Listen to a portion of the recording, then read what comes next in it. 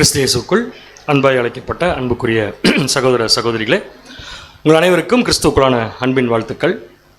மறுபடியுமாக நம்முடைய பிதாவாகிய தேவன் நம் அனைவரையும் அவருடைய பரிசுத்தமான ஆராதனையில் பங்கு பெறும்படியான ஒரு கிருபை இந்த நாளில் தந்து நம்மை முகமுகமாக சந்திக்கவும் செய்து அவருடைய வார்த்தைகளை கேட்பதற்கு கிருபை தந்திருக்கிறார். நம்முடைய பிதாவாகிய தேவனுக்கு நம்முடைய இரட்சகரின் மூலம் நன்றிகளை நாம் தெரிவித்துக் கொள்ளலாம். ஸோ பாடத்தின் தலைப்பு 1874 ஆஃப்டர் 1874 டு லிட்டில் சீசன். 1874 வருஷத்திலிருந்து கொஞ்ச காலம் வரைக்கும் இருக்கக்கூடிய தீர்க்க தரிசனங்களை நம்ம வரிசைப்படுத்தி பார்த்துட்ருக்குறோம். அதில் 3வது பாகத்துக்கு நம்ம வந்திருக்கோம். முதல் 2 பார்ட் எப்போ நடந்துச்சுன்னா, பார்ட் 1 வந்து 24/8/2025, செகண்ட் பார்ட் 5/10/2025. அப்போ தேர்ட் பார்ட் என்னைக்குங்க? 2/11/2025 வந்திருக்கோம் நம்ம இப்போ. ஸோ நம்ம எந்த பகுதிகளை பார்த்து முடிச்சிருக்கோம்? காலக்கணக்கில் பார்த்தோம்னா 1874க்கு அப்புறம் தான். ஆனால் எங்கேருந்து ஆரம்பித்தோம்னா 1799. ஏன்னு கேட்டால் 1874 இயேசு கிறிஸ்துடைய 2ஆம் வருகை வருவதற்கும் அறுவடை ஆரம்பிப்பதற்கும் ஆயத்தமாக சில வேலைகள் 1799 ஆரம்பிச்சிருச்சு. ஸோ அங்கேருந்து நம்ம ஸ்டார்ட் பண்ணி முதல் பகுதியில் 1ஆம் உலகப் போர் அல்லது முதல் வாதை வரைக்கும் நம்ம முதல் பாகத்தில் பார்த்தோம். அதுக்கப்புறம் 1ஆம் வாதையிலிருந்து 6 வாதைகள் வரைக்கும் நம்ம 2ஆம் பகுதியில் நம்ம வந்து பார்த்தோம். இது 2 முடிச்சு நம்ம 3வது பகுதிக்கு போகிறோம். ஸோ ஜஸ்ட் ஒரு 10 நிமிஷத்தில் இந்த 2 வாரம் பார்த்த ஸ்லைட்ஸ்னுடைய விஷயங்களை மட்டும் நான் ரீகால் பண்ணிக்கிறேன். ஏன்னா நமக்கு இந்த பாடத்துக்கு அநேக டைம் நமக்கு தேவைப்படுறதுனால இன்றைக்கி இது கன்க்ளூட் பண்ண போகிறோம். ஆக்சுவலாக இந்த சப்ஜெக்டினுடைய முடிவு பகுதிக்கு நம்ம வந்திருக்கோம். அதனால் மடமடன் ஃபாஸ்ட்டாக போயிடலாம். முதல்ல 1799 என்ன நடந்துச்சு அப்படின்னு சொல்லி பார்த்தீங்கன்னா, சபையினுடைய 1260 வருஷம் வனாந்திர வாழ்க்கை நிறைவு பெற்றது. பிரெஞ்சு புரட்சி அங்கே தான் ஆரம்பிச்சது. போப் ஃபயஸ் 5 நெப்போலியன் அரெஸ்ட் பண்ணது. இதிலிருந்து தானியேல் தீர்க்கத புஸ்தகம் ஓப்பன் ஆனது. இவைகள் எல்லாமே 1874 இயேசு கிறிஸ்துடைய 2ஆம் வருகை வருவதற்கு ஆயத்த வேலைகளாக அமைஞ்சது நம்ம பார்த்தோம். ஸோ பைபிள் தானியேல் புஸ்தகம் திறக்கப்பட்டதுனால நெக்ஸ்ட்டு 1829 வில்லியம் மில்லருடைய அட்வென்டிஸ்ட் இயக்கம் அப்படின்னு சொல்லக்கூடிய ஒரு இயக்கம் துவக்கப்பட்டுச்சு. இவர் எப்படி இதை துவக்கினார்னா, தானியேல் புஸ்தகம் ஓப்பன் ஆச்சு இல்லையா, திறக்கப்பட்டதிலிருந்து அதில் இருக்கக்கூடிய தீர்க்க தரிசனங்களை பேஸ் பண்ணி இயேசு கிறிஸ்து 1843 2ஆம் வருகையில் வந்துருவார்னு சொல்லிட்டு 1829 சொன்னார். அவர் ஆரம்பித்த அந்த இயக்கத்துக்கு பேர் தான் வில்லியம் மில்லருடைய இயக்கம் அப்படின்னு சொல்லி நம்ம பார்க்குறோம். இது எந்த விதத்தில் ஆயத்தமாக இருந்துச்சுன்னு சொல்லி பார்த்தீங்கன்னா, நிறைய பேருக்கு இயேசு கிறிஸ்துவின் 2ஆம் வருகையினுடைய ஆர்வத்தை இது தூண்டுச்சு. அவர் சொன்ன டேட் தப்பு, ஆனால் ஆர்வம் தூண்டப்பட்டு 1874க்கு இதுவும் வந்து ஒரு ஆயத்த வேலையை அமைஞ்சது. இதுக்கப்புறமா இவர் சொன்னதுக்கப்புறம் பைபிள் ஆராய்ச்சிகள் அதிகமாகிறதுக்கு இன்னொரு முக்கியமான காரணம் 1846 பரிசுத்த ஸ்தலம் சுத்திகரிக்கப்பட்டது. அதாவது 2300 ராப்பகல் தீர்க்க தரிசனத்தின்படி இதில் மெசேஜ் வந்துக்கிட்டே இருக்குது. இதில் 1846 வருஷம், தயவுசெய்து யார் மெசேஜ் போடாதீங்க குரூப்பில். ஓகே பரவாயில்ல. 1846 வருஷம் பைபிள் வந்து பல்வேறு லாங்குவேஜஸில் மொழிபெயர்க்கப்பட்டது. எதன் பேஸ் பண்ணி பார்த்தீங்கன்னா, பரிசுத்த ஸ்தலம் சுத்திகரிக்கப்படுறதுடைய விளக்கம். அது பார்த்தோம்னா நம்ம இதெல்லாம் டீட்டெயிலாக இதுக்கு முன்னாடியே பார்த்துட்டோம். இப்போ நீங்கள் புதுசாக பார்த்தீங்கன்னா ஒன்றுமே பண்ண முடியாது என்னால். ஸோ 1846 பரிசுத்த ஸ்தலம் சுத்திகரிக்கப்பட்டு நம்முடைய பரிசுத்த வேதாமத்தில் பழைய ஏற்பாடு 675 மொழிகள்லையும் புதிய ஏற்பாடு 1515 மொழிகளையும் இன்னைக்கு இருப்பதற்கு முக்கியமான காரணம் அன்னைக்கு ஆரம்பிச்சது 1846. அதுக்கப்புறம் 1874 கிறிஸ்துடைய 2ஆம் வருகை மற்றும் கண்ணுக்கு தெரியாத ராஜ்யத்தினுடைய ஆரம்பம். அட் த சேம் டைம் அறுவடை ஆரம்பித்த காலப்பகுதி. இது 1874. 1878 என்ன நடந்துச்சுன்னா, பரிசுத்தவான்களுடைய உயிர்த்தெழுதல்.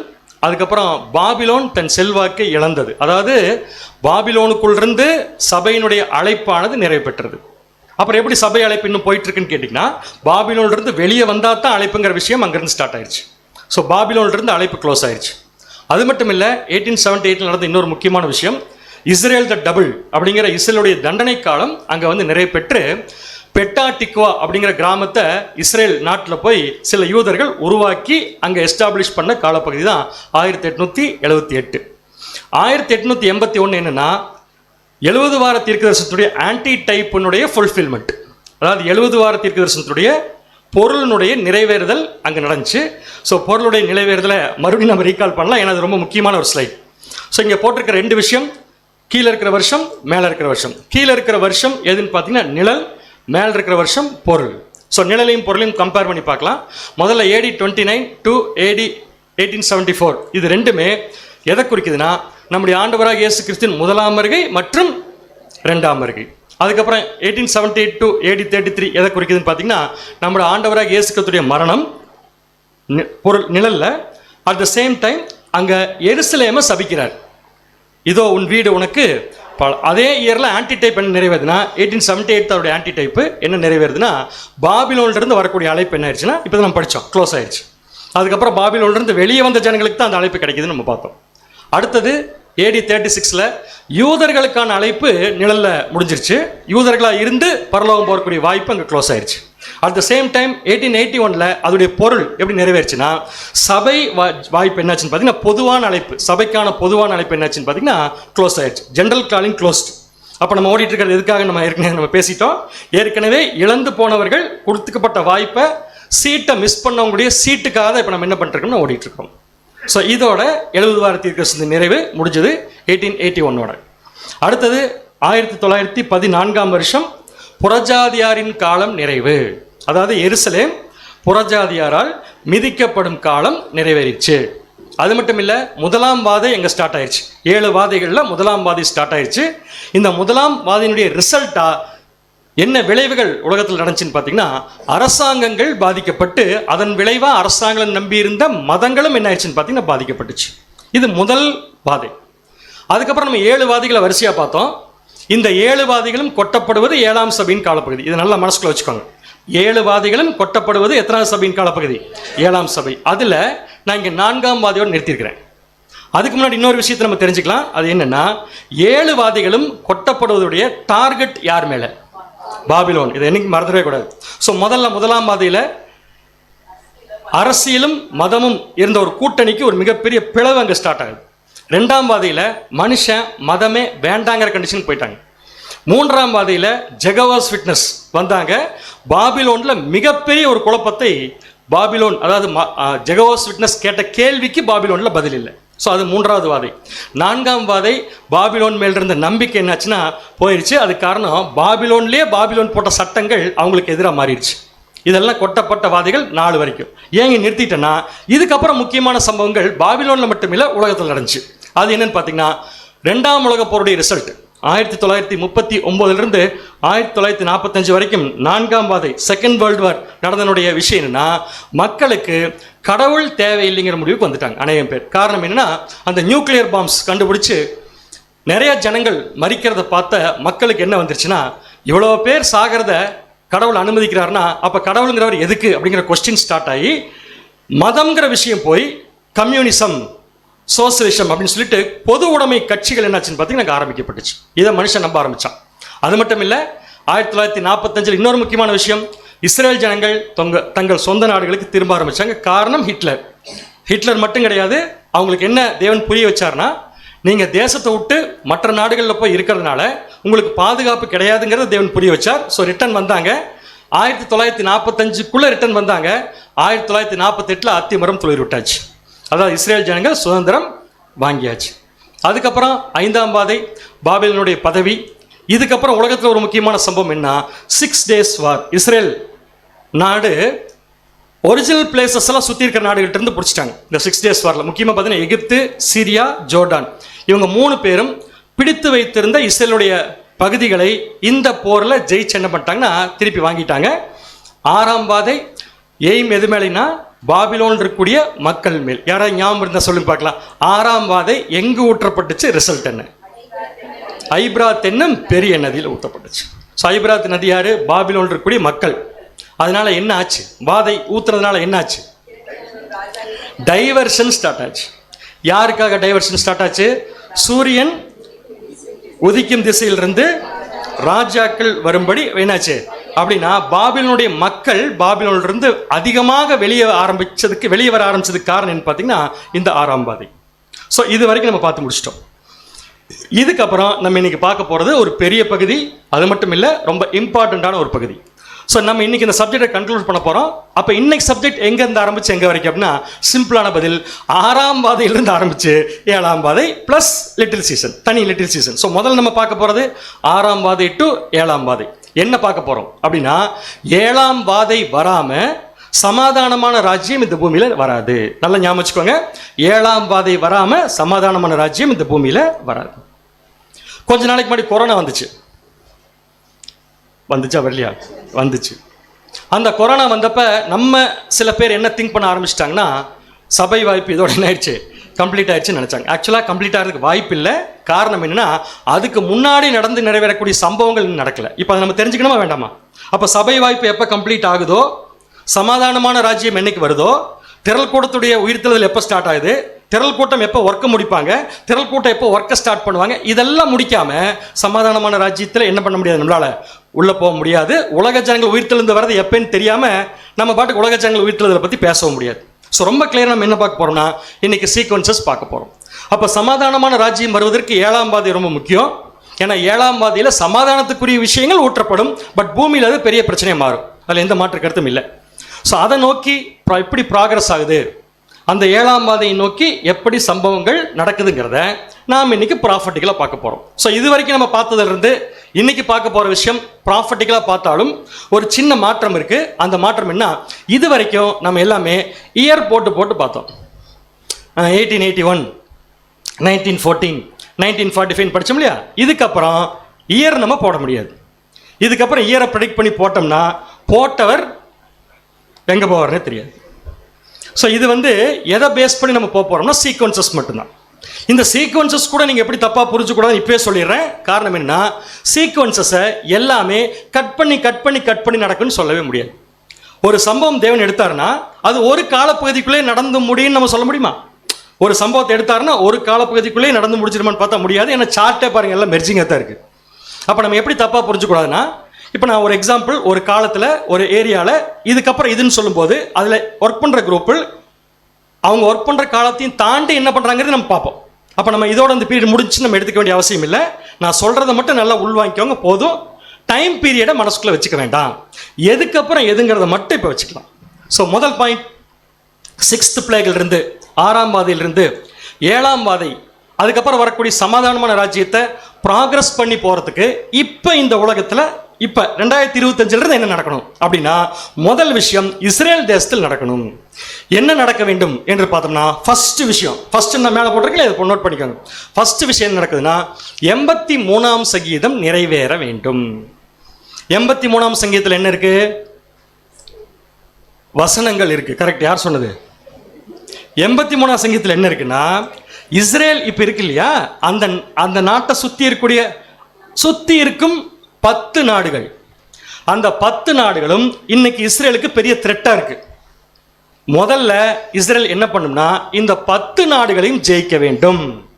இது ஜெயிக்காம 7ஆம் வாதை என்ன வராது. அதே சமயம் இஸ்ரேல் சுத்தி இருக்கிற இந்த 10 நாடுகளையும் இஸ்ரேல் ஜெயிக்கிறது இஸ்ரேலுக்கு கடைசியாக நடக்க போற யுத்தமும் கிடையாது. தெளிவா புரிஞ்சுக்கோங்க. இந்த எருசலேமுக்கு விரோதமாக யுத்தம் பண்ண சகல ஜாதிகளையும் கூட்டுவேங்கிறது இது கிடையாது. இது ஒன்லி 83ஆம் சங்கீதத்துடைய நிறைவேறுதல். சுத்தி இருக்கும் நாடுகள் இஸ்ரேலுக்கு த்ரெட்டா இருக்கு இப்ப கூட. ஆனா இஸ்ரேல் கண்டிப்பா ஒரு சிச்சுவேஷன்ல ஒரு மிகப்பெரிய போர் வரும். அந்த போர்ல கொஞ்சம் கொஞ்சமா சுத்தி இருக்கிற நாடுகளை ஜெயிச்சு அவங்க கேப்சர் பண்ணி ஒரு கான்ஃபிடன்ஸ்குள்ள போயிடுவாங்க. கான்ஃபரன்ஸ்குள்ள இல்லை, கான்ஃபிடன்ஸ் ஒரு மேட்டுமை வந்துடும். அப்புறம் கதவுக்கு தாழ்பால் போட மாட்டாங்க. நம்ம வீட்டில் ஏன் கதவுக்கு தாழ்பால் போடுறோம்? என்ன சொல்றதெல்லாம் வசனங்க, ஞாபகம் வச்சுக்கோங்க. நம்ம வீட்டில் ஏன் கதவுக்கு தாழ்பால் போடுறோம்? யாரும் உள்ள வந்துடக்கூடாது. கரெக்டானே? தாழ்பால் இல்லாட்டி தாழ்பால் இருந்தால் மட்டும் யாரும் வர மாட்டாங்களா? ஆனால் ஒரு நம்பிக்கை இல்லையா? ஆனால் இஸ்ரேல் இதுக்கப்புறமா கதவுக்கு தாழ்பால் போட மாட்டாங்க. என்ன விஷயம் அவங்க மனசுக்குள்ள வந்துடும்னா, எங்களை யாரும் ஒண்ணுமே செய்ய முடியாது. இதுதான் அடுத்தது சமாதான ராஜ்யத்தை நோக்கி நடக்க வேண்டிய முக்கியமான சம்பவம். ஸோ டிவி பாருங்க எல்லாருமே, எங்கன்னா இஸ்ரேலை சுற்றி என்ன நடக்குதுங்கிறத பார்த்துட்டு வாங்க. இது first incident towards 7th plague unpeaceable kingdom அப்படின்னு வச்சுக்கோங்க. செகண்ட் இன்சிடென்ட் இதுதான் கொஞ்சம் டஃப்பு, ஆனால் கொஞ்சம் பெருசு. பட் இதை புரிஞ்சுக்கிட்டா தான் அடுத்து நடக்கக்கூடிய சம்பவங்கள் நம்ம புரிஞ்சுக்க முடியும். ஸோ ரெண்டாவது விஷயம் என்னன்னு பார்த்தீங்கன்னா, வலு சர்ப்பம், மிருகம் மற்றும் கள்ள தீர்க்கதரிசிகளின் சதி. சதிங்கிற தமிழ் வார்த்தை என்னன்னா, அவங்க 6ஆம் வாதையில பாதிக்கப்பட்டாங்களா இல்லையா? பாதிக்கப்பட்டாங்க. அந்த பாதிப்பிலிருந்து வெளியே வர்றதற்கு இந்த 3 குரூப் என்ன பண்ண போறாங்கன்னா, ஒரு சதி திட்டம் தீட்ட போறாங்க. அது இன்னும் நடக்கல, இனிமேல் தான் நடக்க போகுது. ஞாபகம் வச்சுக்கோங்க. இது 2வது இன்சிடென்ட். சகோதரி வாசிக்கிறீங்களா வசனம்? வெளிப்படுத்தின விசேஷம் 16ஆம் அதிகாரம் 13, 14. வெளிப்படுத்தல் 16ஆம் அதிகாரம் 13, 14 வசனங்கள். அப்பொழுது வலுசர்பத்தின் வாயிலும் மிருகத்தின் வாயிலும் கள்ள தீர்க்கதரிசியின் வாயிலும் இருந்து தவளைகளுக்கு ஒப்பான 3 அசுத்த ஆவிகள் புறப்பட்டு வர கண்டேன். அவைகள் அற்புதங்களை செய்கிற பிசாசுகளின் ஆவிகள். அவைகள் பூலோகம் எங்குமுள்ள ராஜாக்களை சர்வ வல்லமையுள்ள தேவனுடைய மகா நாளில் நடக்கும் யுத்தத்திற்கு கூட்டிச் சேர்க்கும்படிக்கு புறப்பட்டு போகிறது. இந்த வசனத்தை ரொம்ப பெருசா பார்க்காம சின்னதா ஒரு எக்ஸ்பிளனேஷன் கொடுக்குறேன் உங்களுக்கு. அந்த எக்ஸ்பிளனேஷன் என்னன்னா, கூட்டி சேர்க்க போறாங்க, இவ்வளவுதான் நோக்கம். யார் யார் கூட்டி சேர்க்க போறாங்கன்னா 3 குரூப். யார் யார் அந்த 3 குரூப்? வலுசர்ப்பம், மிருகம், கள்ளத்தீர்க்கு. இந்த 3 பேரும் இப்ப பாதிக்கப்பட்டிருக்கிறாங்க. எப்ப? 6ஆம் வாதையில. ஞாபகம் வச்சுக்கோங்க. முதல்ல இவங்க 3 பேர் யார் யாருன்னு தெரியுமா? மிருகம் யாரு? எங்க வீட்டுக்கு வாங்க காமிக்கிறேன். இதை ஃபர்ஸ்ட் பாத்துருங்க. வலுசர்ப்பம் சொன்னா கவர்மெண்ட்ஸ். ஞாபகம் வச்சுக்கோங்க. இனிமேல் சப்ஜெக்ட் முழுக்க இப்படித்தான் போகும். வலுசர்ப்பம் சொன்னா கவர்மெண்ட்ஸ், மிருகம் சொன்னா அந்த மிருகம். ஞாபகம் வச்சுக்கோங்க. கள்ள தீர்க்கதரிசின்னு சொன்னா Protestant, Roman Catholic, Protestant, governments. இதை மட்டும் நல்லா ஞாபகம் வச்சுக்கோங்க. இப்போ இங்க மறுபடியும் வரலாம் நம்ம. இங்க என்ன சொல்லியிருக்குன்னா, வலுசர்ப்பத்தின் வாயிலும் வாய் அதாவது 6ஆம் வாதியில் ஏற்பட்ட பாதிப்பை சரி பண்ணுவதற்காக சதித்திட்டம் தீட்டப்படுகிறது. யார் தீட்டுறது? 3 குரூப். அந்த 3 குரூப் யாரு? வலுசர்ப்பம், மிருகம், கள்ள தீர்க்கதரிசி. என்ன திட்டம் தீட்ட போறாங்க? இவங்க 3 பேர் சேர்ந்து 3 பேர்த்தையும் ஒன்னா கூட்ட போறாங்க. வசனம் வாசிக்கலாம் பாருங்க. இப்ப வலுசர்ப்பத்தின் வாயிலும் மிருகத்தின் வாயிலும் கள்ள தீர்க்கதரிசியின் வாயிலிருந்து தவளைகளுக்கு ஒப்பான 3 அசுத்தாவிகள் புறப்பட்டு வந்துச்சு. 3 அசுத்தாவி. ஏன் 3 அசுத்தாவி? 3 வாய். கரெக்டா தப்பா? அந்த 3 வாய் என்னென்ன? வலுசர்ப்பம், மிருகம், அசுத்தாவி வரப்போகுது. அடுத்தது அவைகள் எவைகள்? அந்த 3 விட்டுச்சே, ஆவி இல்ல, தவளை இல்ல. நல்ல வேளை, தவளைக்கு ஒப்பான அசுத்தாவி. அந்த தவளைக்கு ஒப்பா விட்ட அசுத்த ஆவி என்ன பண்ணுதாமா? பூலோகம் எங்கும் உள்ள ராஜாக்களை, அப்படின்னா கவர்மெண்ட்ஸ் இருக்குல்ல இன்னைக்கு, அந்த பூலோகம் எங்கும் உள்ள ராஜாக்களை சர்வ வல்லமையுள்ள தேவன் மகா நாள்ல நடத்த போற யுத்தத்துக்கு கூட்டிட்டு வந்துடும். அப்படின்னா ஆக்சுவலா இவங்க வேற பிளான் போடுறாங்க, சதித்திட்டம். தேவன் இந்த சதித்திட்டத்தை தனக்கு சாதகமா யூஸ் பண்றாரு. முதல்ல நம்ம கண்டுபிடிக்க வேண்டியது இந்த 3 பேர் யாருன்னு பார்த்துட்டோம். அடுத்தது இந்த 3 பேருடைய வாயிலிருந்து, வாயினால் என்ன அர்த்தம்? போதகம், டாக்டரின்ஸ். இந்த 3 பேருடைய வாயிலிருந்து தவளைகளுக்கு ஒப்பான 3 அசுத்தாவிகள் புறப்பட்டு வர கண்டேன். தவளை வரல, தவளைகளுக்கு ஒப்பான.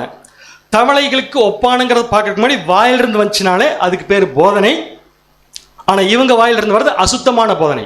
ஏன்னு கேட்டா, தவளைகள்ங்கிறது ஆஸ்பர் லா சுத்தமான ஒரு விலங்கு கிடையாது, அசுத்தமான விலங்கு. அப்ப அசுத்தமான விலங்கின் வாயிலிருந்து சுத்தமான போதனையா வரும்? கண்டிப்பா எதா வரும்? அசுத்தமான போதனை வரப்போகுது. இவங்க என்ன பண்ண போறாங்க?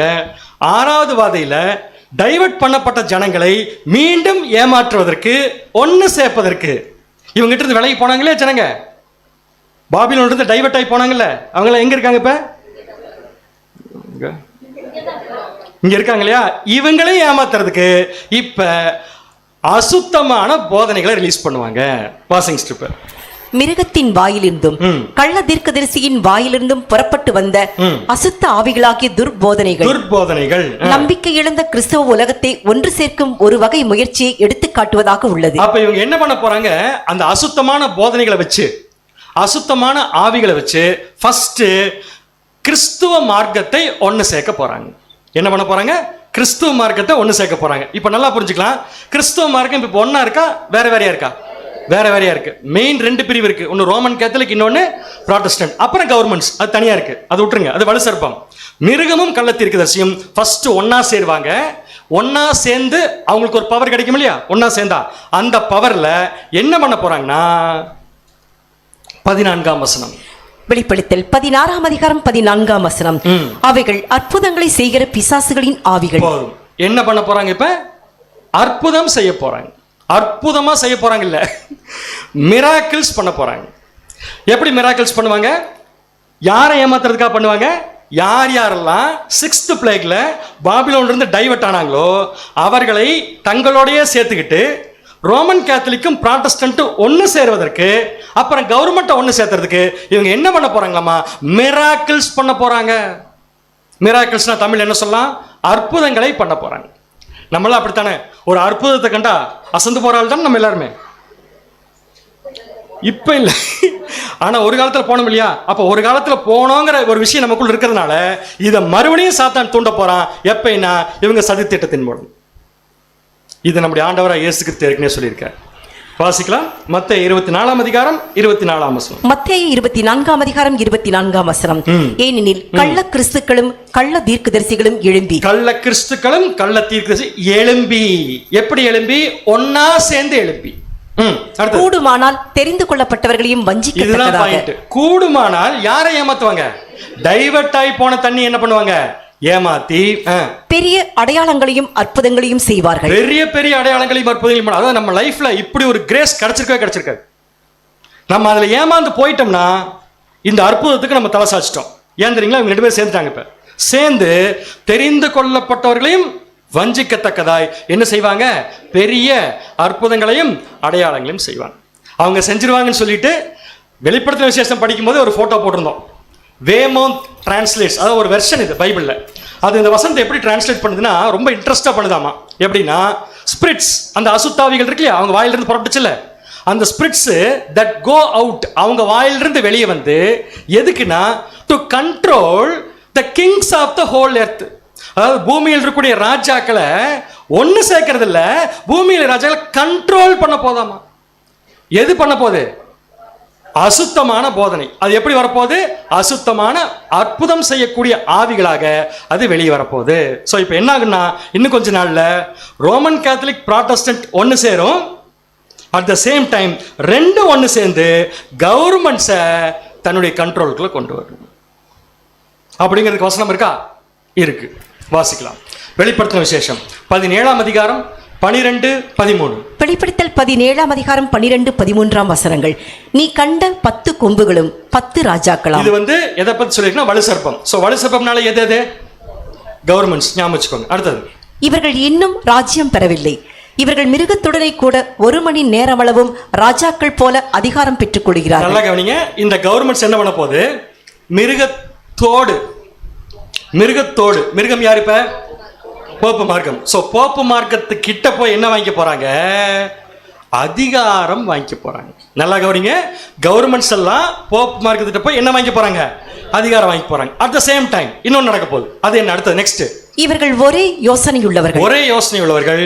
இவர்கள் தங்கள் வல்லமையையும் அதிகாரத்தையும் மிருகத்திற்கு கொடுப்பார்கள். அதாவது ராஜாக்கள் மிருகத்துக்கிட்ட இருந்து அதிகாரத்தை வாங்கிக்க போறாங்க. மிருகம் ராஜாக்களை யூஸ் பண்ண போகுது. ஒருத்தருக்குள்ள ஒருத்தர் என்ன பண்ண போறாங்க? ஒரு கோஆபரேஷன் பண்ண போறாங்க. இன்னும் சொல்ல போனா கோஆபரேட்டிவ் மேனேஜ்மெண்ட் பண்ண போறாங்க. இந்த படம் ரெவலேஷன் எடுக்கும்போது நம்ம போட்டது ஞாபகம் இருக்கா? என்ன ஞாபகம் இருக்கா உங்களுக்குலாம்? 2016, 17 ஞாபகம் இருக்கா? ஸோ நல்லா பார்த்துக்கோங்க. இது என்ன பண்ணுதுன்னா இது மிருகம், இது வலுசர்ப்பம். ஸோ ரெண்டு என்ன பண்ணிக்குது? எப்பவுமே குதிரைக்கு என்ன ஒரு ஹேபிட்னா முதுகுல அரிப்பெடுத்தா அதால் என்ன பண்ணிக்க முடியாது, சொரிந்து கொள்ள முடியாது. உடனே என்ன பண்ணும்? இன்னொன்னு தான் கூப்பிடணும். இன்னொன்னு கூப்பிட்டு எப்படி சொல்லுமாமா, உனக்கு நான் சொரிஞ்சு விடுறேன், எனக்கு முதல்ல நீ என்ன பண்ணு, சொரிஞ்சு விடு. உடனே இது சொல்லுமாமா, எனக்கு அரிக்குது ரொம்ப நாளா, நான் உனக்கு சொரிஞ்சு விட்டேன், நீ எனக்கு சொரிஞ்சு விடுவியா அப்படின்னு கேட்குற மாதிரி கவர்மெண்ட்ஸும் இந்த ரோமன் கேத்தலிக் ப்ராட்டஸ்டன்ட் அமைப்புகளும் என்ன பண்ண போகுதுன்னா கோஆபரேட்டிவா ஒரு ஆட்சியை இன்னும் எதிர்காலத்தில் நடத்த போறாங்க. அவங்க சமாதானத்துக்காக ஒன்று கூடுறாங்க.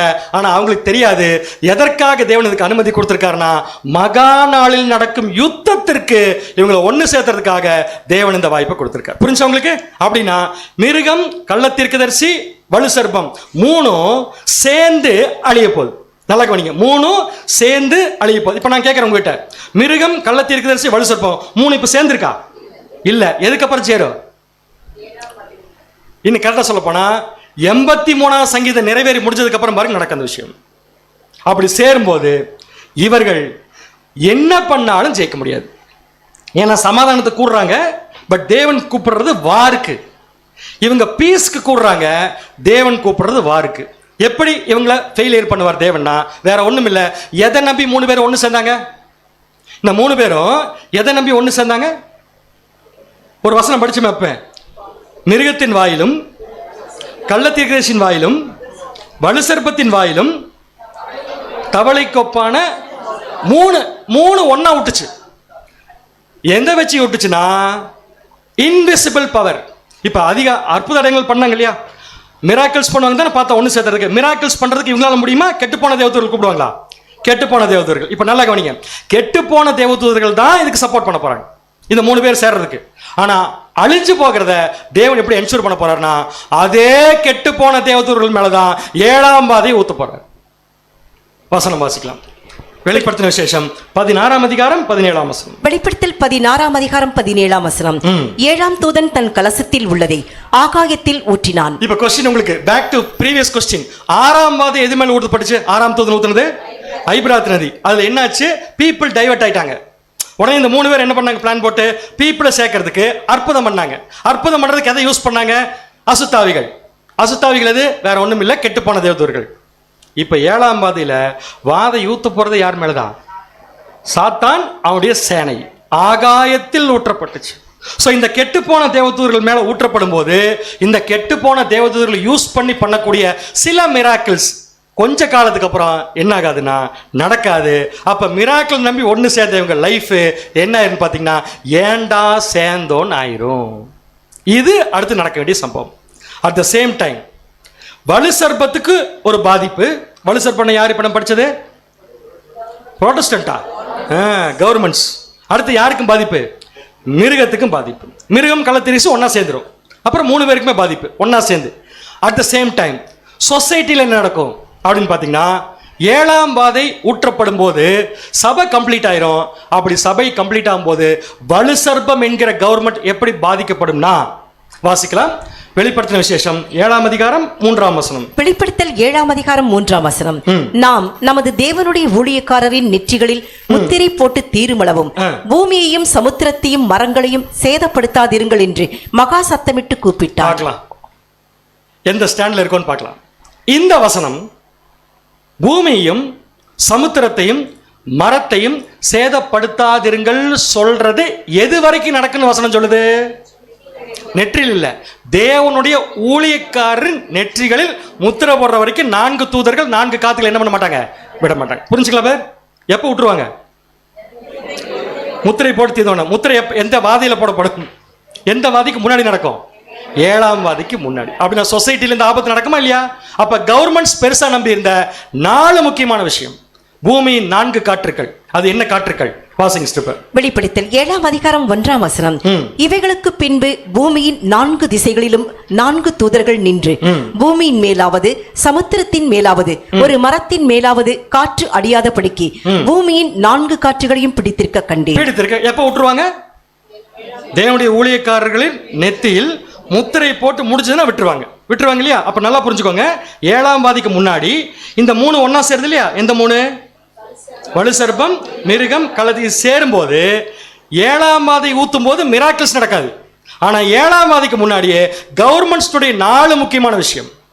கவர்மெண்ட்ஸ் வலு சர்ப்பத்துடைய 4 முக்கியமான பேஸ் எதுனா அரசியல், பொருளாதாரம், சமுதாயம். இதெல்லாம் ஆட்டங்கான ஆரம்பிக்கும்.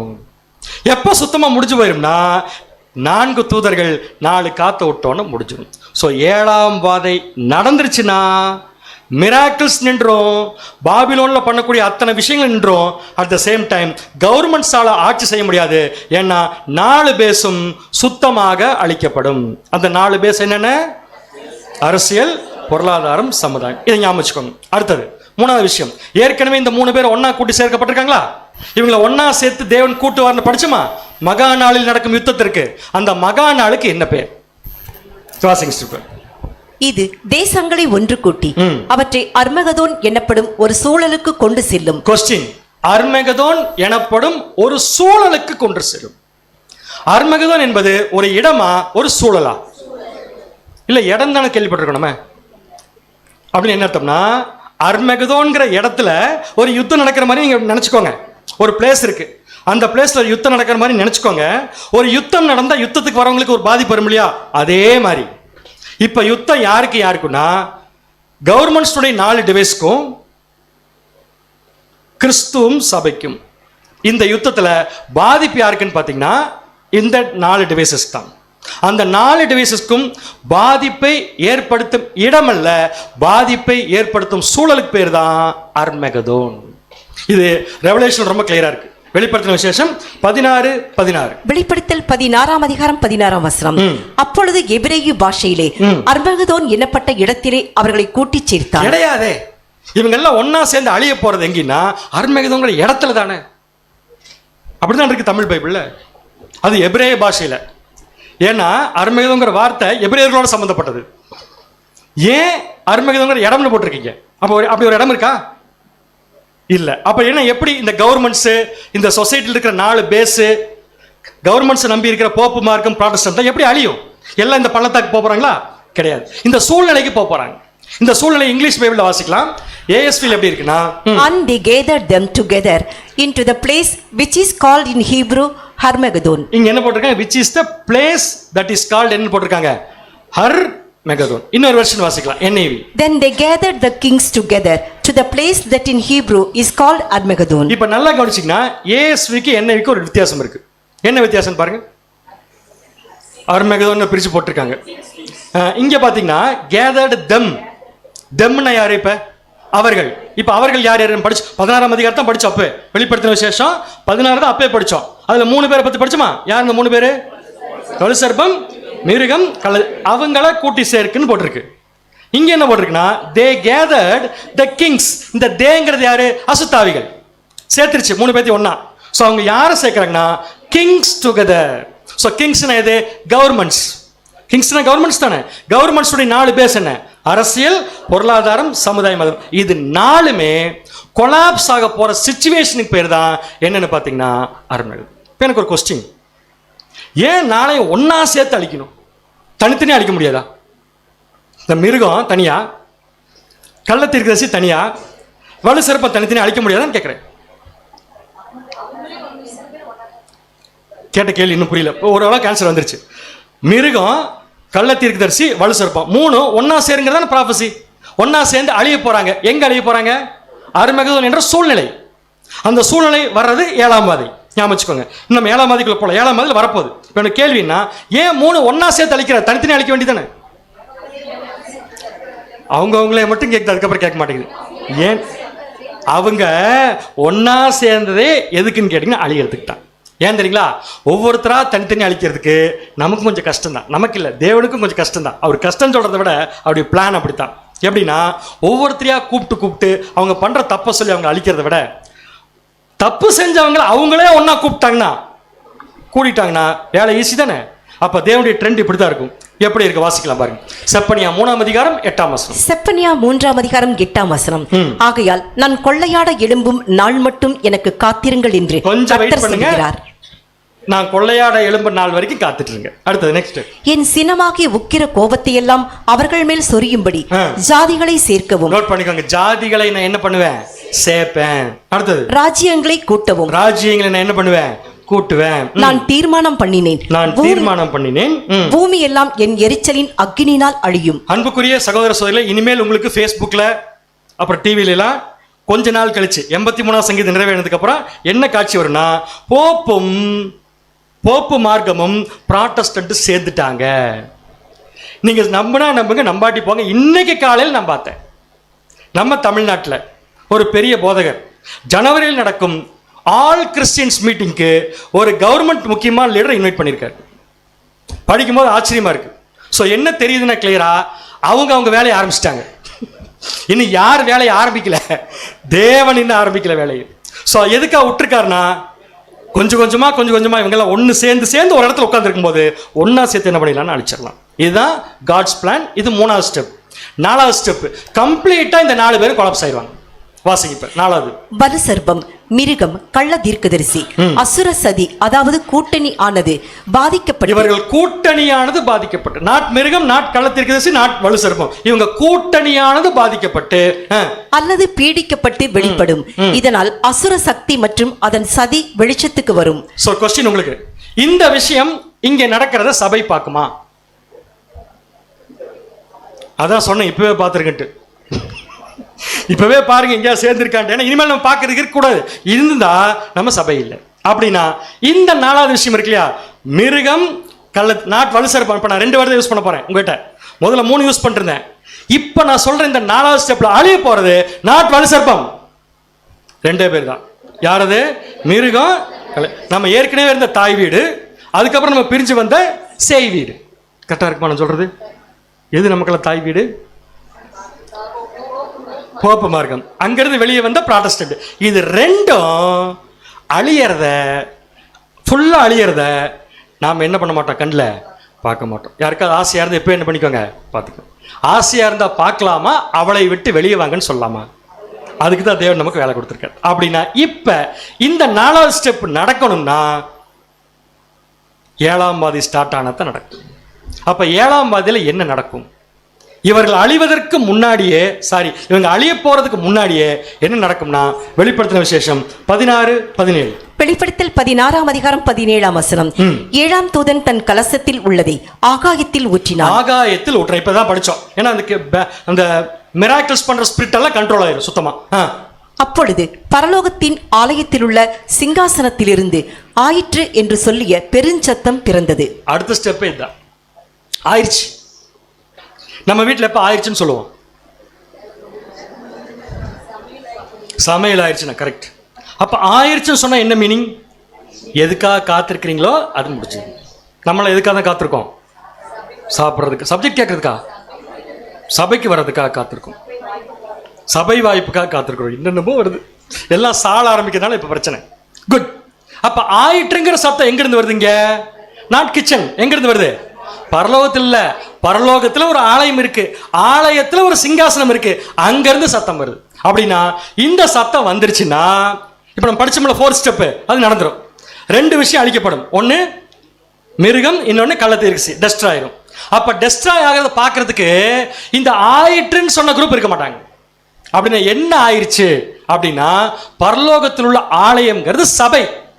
சபைக்கு கொடுக்கப்பட்ட சிங்காசனத்தின் சத்தம் வருதுன்னா, சிங்காசனத்திற்குரியவர்கள் சிங்காசனத்துக்கு போய் சேர்ந்தது ஆயிடுச்சு. புரிஞ்சா நான் சொல்றது? சிம்பிளா சொல்ல போனா 1,44,000 பேரும் உயிர் தெழுந்து என்ன பண்ணிட்டாங்கன்னா முடிச்சிட்டாங்க. அப்படி முடிச்சிட்டாங்கன்னா அடுத்தது பூமியில என்ன ஸ்டார்ட் ஆகும்? மகா உபத்திரவ காலம். ஓகே, கொஸ்டின் கேட்குற பேர் கொஞ்சம் தெளிவாய்க்கோங்க, எல்லாருமே கொஞ்சம் இதாய்க்கோங்க. மகா உபத்திரவ காலம் ஆரம்பிச்சிச்சு முதல்ல யார் கண்டுபிடிப்பா? கொஸ்டின் ரிப்பீட் பண்றேன், இல்ல இருங்க வரேன். மகா உபத்திரவ காலம் ஆரம்பிச்சிருச்சுன்னு முதல் யார் கண்டுபிடிப்பா? திரள் கூட்டம். டவுட் ஏதாவது இருக்கா உங்களுக்கு?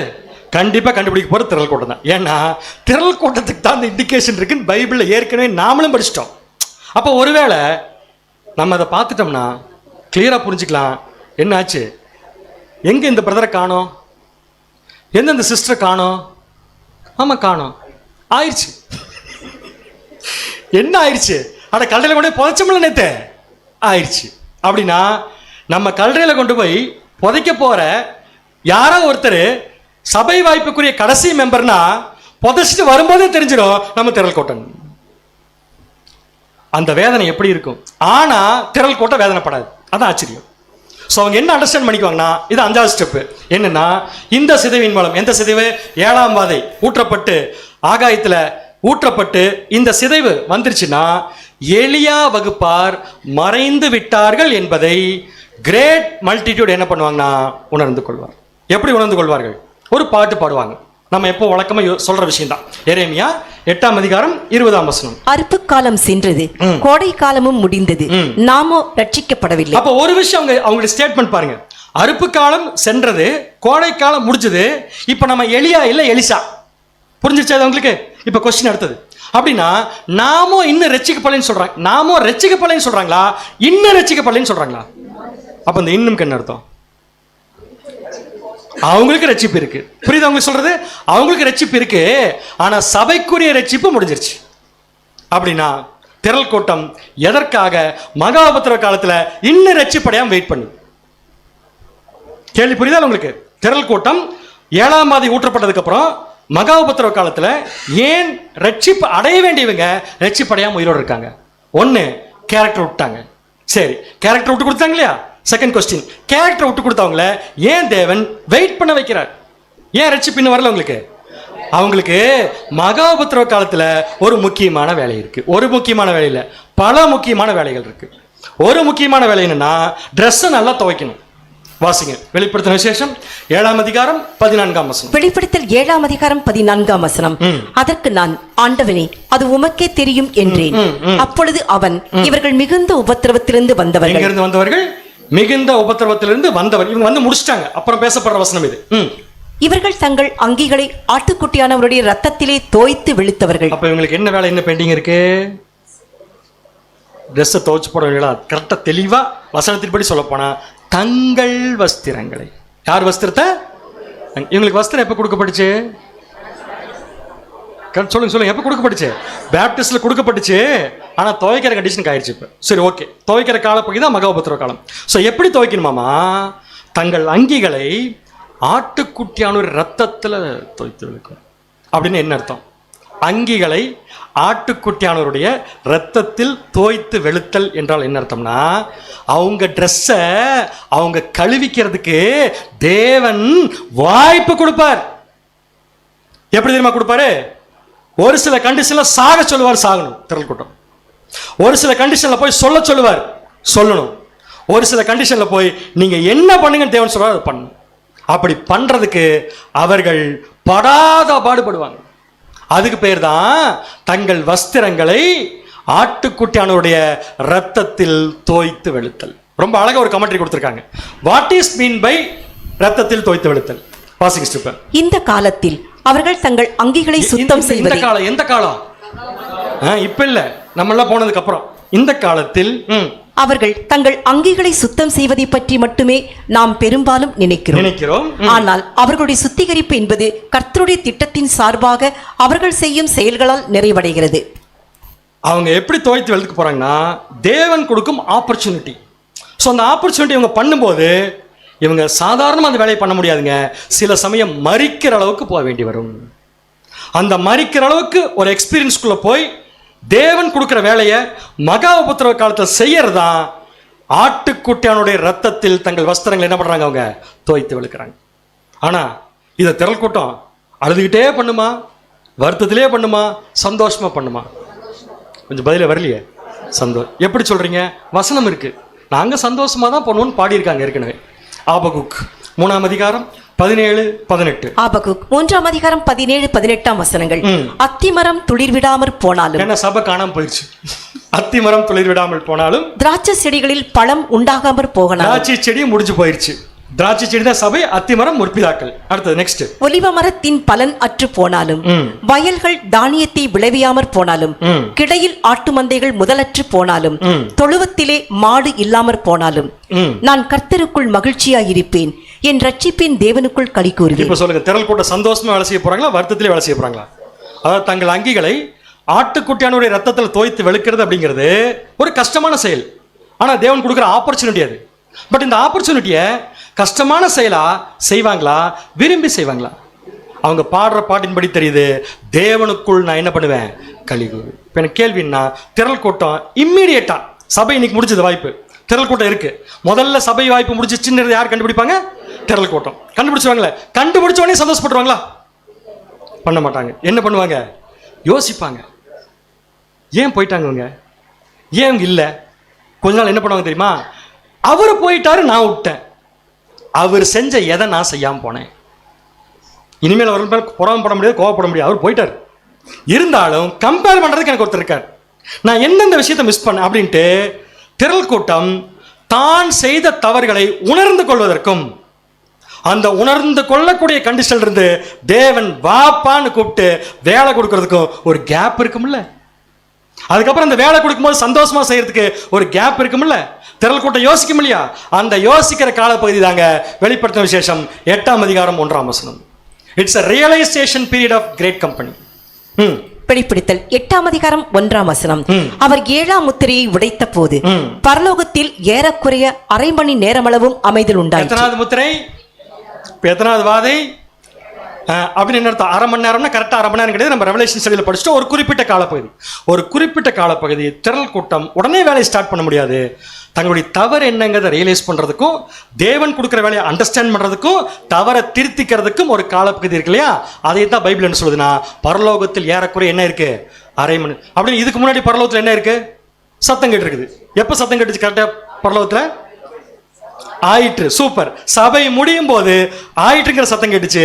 அடுத்த திரள் கூட்டம் உயிர்த்தெழுந்து போனதுக்கு அப்புறம் பயங்கரமான வாழ்த்துக்கள் சத்தம் கேட்குது. இது ரெண்டு கிடையில திரள் கூட்டம் ரியலைஸ் பண்ற பீரியட் வரைக்கும் என்ன உண்டாயிடுச்சுன்னா அமைதலா இருக்கு. எங்க? ஹெவன்ல. புரிஞ்சுக்கல பேர்? திரள் கூட்டம் இப்ப சந்தோஷமாயிடுச்சா? உணர்ந்துருச்சா? எப்படி பாட்டு பாடினாங்க? இது பாட்டு இல்ல. சரி, இப்ப ரட்சிப்பின் தேவனுக்குள் களி கூறுவேன் பாடினாங்க இல்லையா? பாடி முடிச்ச உடனே பாடிட்டு இருக்கிறப்பே தேவன் கூப்பிட்டு அவங்களுக்கு கொடுக்க போற மகா உபத்திரவ காலத்தில் கொடுக்க போற முக்கியமான ஃபர்ஸ்ட் ஒர்க் என்ன? யாரோ சொல்றீங்க? கரெக்ட். யூதர்கள். சூப்பர். யூதர்கள்னா எந்த யூதர்கள்? இப்ப இருக்காங்களா அந்த யூதர்களா? ஆமா, இப்ப இருக்கிற யூதர்கள் தான்.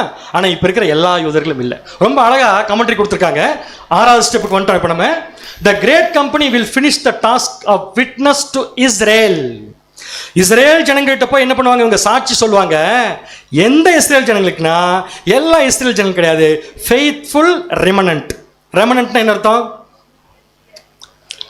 மீந்து இருக்கக்கூடிய ஜனங்களுக்கு போய் என்ன பண்ணுவாங்கன்னா மேசியாவை பத்தி சொல்லி convincing them that Jesus is மேசியா.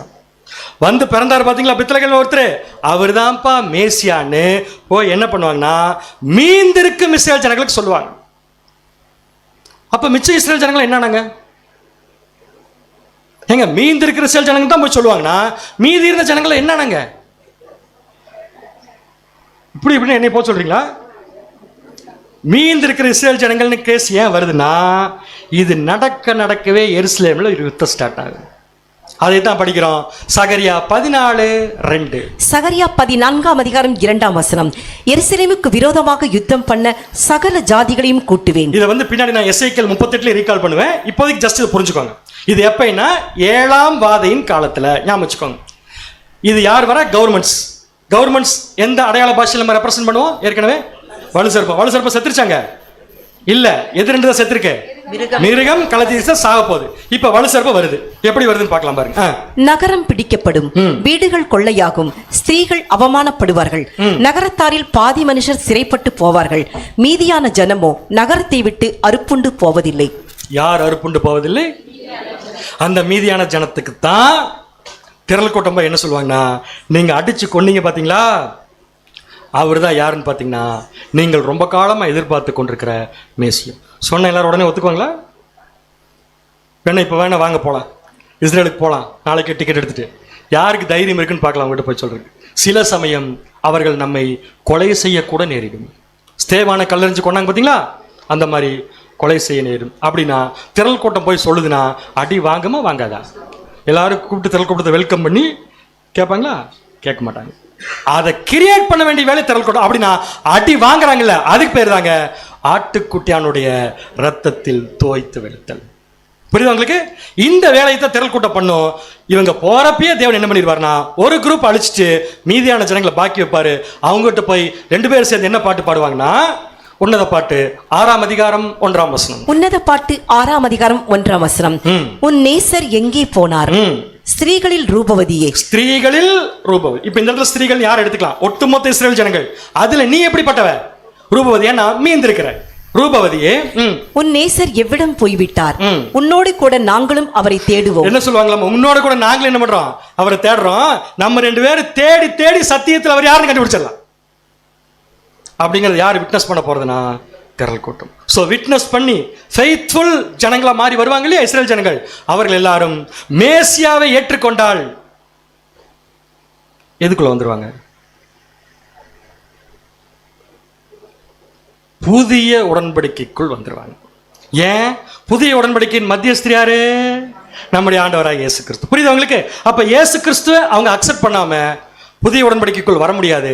புதிய உடன்படிக்கைக்குள்ள யூதர்கள் வராம உலக ஜனங்கள் புதிய உடன்படிக்கைக்குள்ள வர முடியாது. அப்ப ஃபர்ஸ்ட் இவங்க வரணும்னா இவங்களை வர வைக்கிறதுக்காக ஒர்க் பண்ண போறது யாருன்னு பாத்தீங்கன்னா திரள் கூட்டம். யாருக்கா ஆசையா இருக்கா அந்த ஒர்க் பண்ணுன்ட்டு? இந்த ஒர்க் பண்ண யாருக்கா ஆசையா இருக்கா? இருக்கு. ஆனா போற பார்க்க பார்த்தா அதான் பண்ணுவோம் போல் இருக்கு. ஒரு காலம் என்ன பண்ணிடுறாங்க, ஆசைப்படுறாங்க. ஸோ பியூட்டிஃபுல்லான ஒர்க்கு திரள் கூட்டத்துக்கு. பட் காரணம் என்னன்னா இது அவங்களுக்கு கொடுக்கப்பட்ட ஒரு ஆப்பர்ச்சுனிட்டி. இதுக்கு நிறைய அடி ஒழுகும். இது பாயிண்ட் நம்பர் 1. இதே திரள் கூட்டம் இன்னொரு ஒர்க் பண்ண போறாங்க. என்ன ஒர்க்குன்னா, அந்த மிருகம் கள்ள தீர்க்கதரிசி படிச்சோம் இல்லையா, அது 7ஆம் அதில் அழியும் இல்லையா, அழியறத ரெவலேஷன் எப்படி உருவப்படுத்துதுன்னா, தேவன் அவங்கள ஒன்னா கூப்பிட்டு அவங்க அழிக்க போறான்னு படிச்சோம் இல்லையா. இதை எப்படி உருவகப்படுத்தி இருக்குன்னா, பூமியின் திராட்சை பழங்களை பூரா தேவன் ஒன்னா சேர்க்க வச்சு ஆலையில கொண்டு வந்து கொட்டி மிதிப்பாருன்னு சொல்லியிருக்கு. அப்ப திராட்சை பழத்தை தேவன் மிதிக்கிறது தான் பாபிலோனுடைய அழிவுன்னா, திராட்சை பழத்தை ஒருத்தர் கொண்டு வந்து கொட்டணும் இல்ல, யார் கொண்டு வந்து கொட்ட போறது? இன்னும் சந்தேகம் உங்களுக்கு இதுல? வாசிக்க வெளிப்படுத்தின விசேஷம் 14:19. வெளிப்படுத்தல் 14ஆம் அதிகாரம் 19ஆம் வசனம். அப்பொழுது அந்த தூதன் தன் அரிவாளை பூமியின் மேலே நீட்டி. எது மேல் நீட்டி? பூமியின் மேல் நீட்டி பூமியின் திராட்சை பழங்களை அறுத்து. நோட் பண்ணிக்கோங்க, இது பூமியின் திராட்சை பழம், நாட் பரலோக திராட்சை பழம். அவங்க போயாச்சப்போ. சோ பூமியின் திராட்சை பழங்களை அறுத்து தேவனுடைய கோபாக்கினை என்னும் பெரிய ஆலையிலே போட்டான். இந்த தூதன் யாருன்னு அப்பவே படிச்சுட்டோம் நம்ம ரெவலேஷன்ல. இது வேற யாரும் கிடையாது, திரள் கூட்டம். அப்ப திரள் கூட்டம் என்ன பண்ண போறாங்க? சத்தியத்தை போய் சொல்ல போறாங்க. பாபிலோன்ல சொல்ல போறாங்க. சொல்லும் போது அவர்களை எல்லாருமே வெல்கம் பண்ணுவாங்க இல்லையா, வெல்கம் பண்ணுவாங்க இல்லையா. திரள் கூட்டம் யூஸ் பண்ண போற மெத்தட் என்னன்னா வேற ஒண்ணும் இல்லைங்க. இப்ப நம்ம யூஸ் பண்ற மெத்தட் தான். நம்ம என்ன மெத்தட் யூஸ் பண்றோம்? சர்ச் வாசல்ல போய் பைபிள் எடுத்து போவீங்களா, நோட்டீஸ் கொடுப்போம். நோட்டீஸ் கொடுக்குறப்ப இப்ப நம்ம என்ன பண்றாங்க? ஒன்றும் சொல்றது இல்லை. ஏதாவது சொல்ல நினைச்சாலும் என்ன பண்ணுவாங்க? மேக்சிமம் உள்ள கூட்டிட்டு போய் உட்கார வச்சு நீங்க அவரை பாருப்பாங்க. அவரை நம்ம பார்த்துருவோம். ஓங்கி ஒரு அடி போடுறதுக்கு வந்தாலும் அடிக்க மாட்டாங்க. ஏன் தெரியுமா? நம்ம சபை வாய்ப்பு ஓடிட்டு இருக்கிறோம். ஆனா திரள் கூட்டத்தை இப்படிலாம் ட்ரீட் பண்ண மாட்டாங்க. அடிதான். சொல்லப்போனா அவர்களை எப்படி பாபிலோன் 1260 வருஷம் உண்மை பரிசுத்தவான்களை சத்தியத்திற்காக கொண்டாங்களோ அதே மாதிரி இவர்களையும் சித்திரவதை பண்ணுவாங்க. ஆனா திரள் கூட்டம் விட்டு கொடுத்துருமா? அது வருத்தத்தோடைய வேலை பண்ணுது, சந்தோஷமா வேலை பண்ணுது. ஸோ சந்தோஷமான வேலையில இந்த திரள் கூட்டம் சத்தியத்தை எடுத்துட்டு போய் நீங்கள் பாபிலோன் அவளை விட்டு வெளியே வாங்கன்னு சொன்னா அவர்கள் அநேகம் பேர் இதை சொல்றதுக்காக மறிக்க வேண்டி இருக்கும். இப்படி மறிச்சு சுவிசேஷம் சொல்றாங்க பாத்தீங்களா, அதுக்கு பேர் தான் தங்கள் அங்கிகளை ஆட்டுக்குட்டியானவருடைய ரத்தத்தில் தோய்த்து வெளுத்தல். புரிஞ்சாங்க பேர்? சாதாரண வேலையில் திரள் கூட்டத்துக்கு அவங்க இதெல்லாம் பண்ணி யூதர்களை புதிய உடன்படிக்கைக்குள் கொண்டு வர போறாங்க. பாபிலோன தேவன் மிதிக்கிறதுக்கு ஆலையில கொண்டு வந்து போட போறாங்க. நல்ல மணிகளை சேர்த்து அதையும் திரள் கூட்டமா என்ன பண்ண போறாங்க? மாத்த போறாங்க. இதுதான் அவங்க செய்யக்கூடிய முக்கியமான வேலை. இது எப்ப நடக்குது? 7ஆம் வாதை ஆரம்பிச்சதுக்கு அப்புறமா அதை முதல்ல கண்டுபிடிக்கிற திரள் கூட்டம். ஸோ திரள் கூட்டத்துக்கு வேலை முடிஞ்சது. ட்ரெஸ் கிளியர் ஆயிடுச்சு. ட்ரெஸ் எப்படி கிளியர் ஆயிடுச்சு?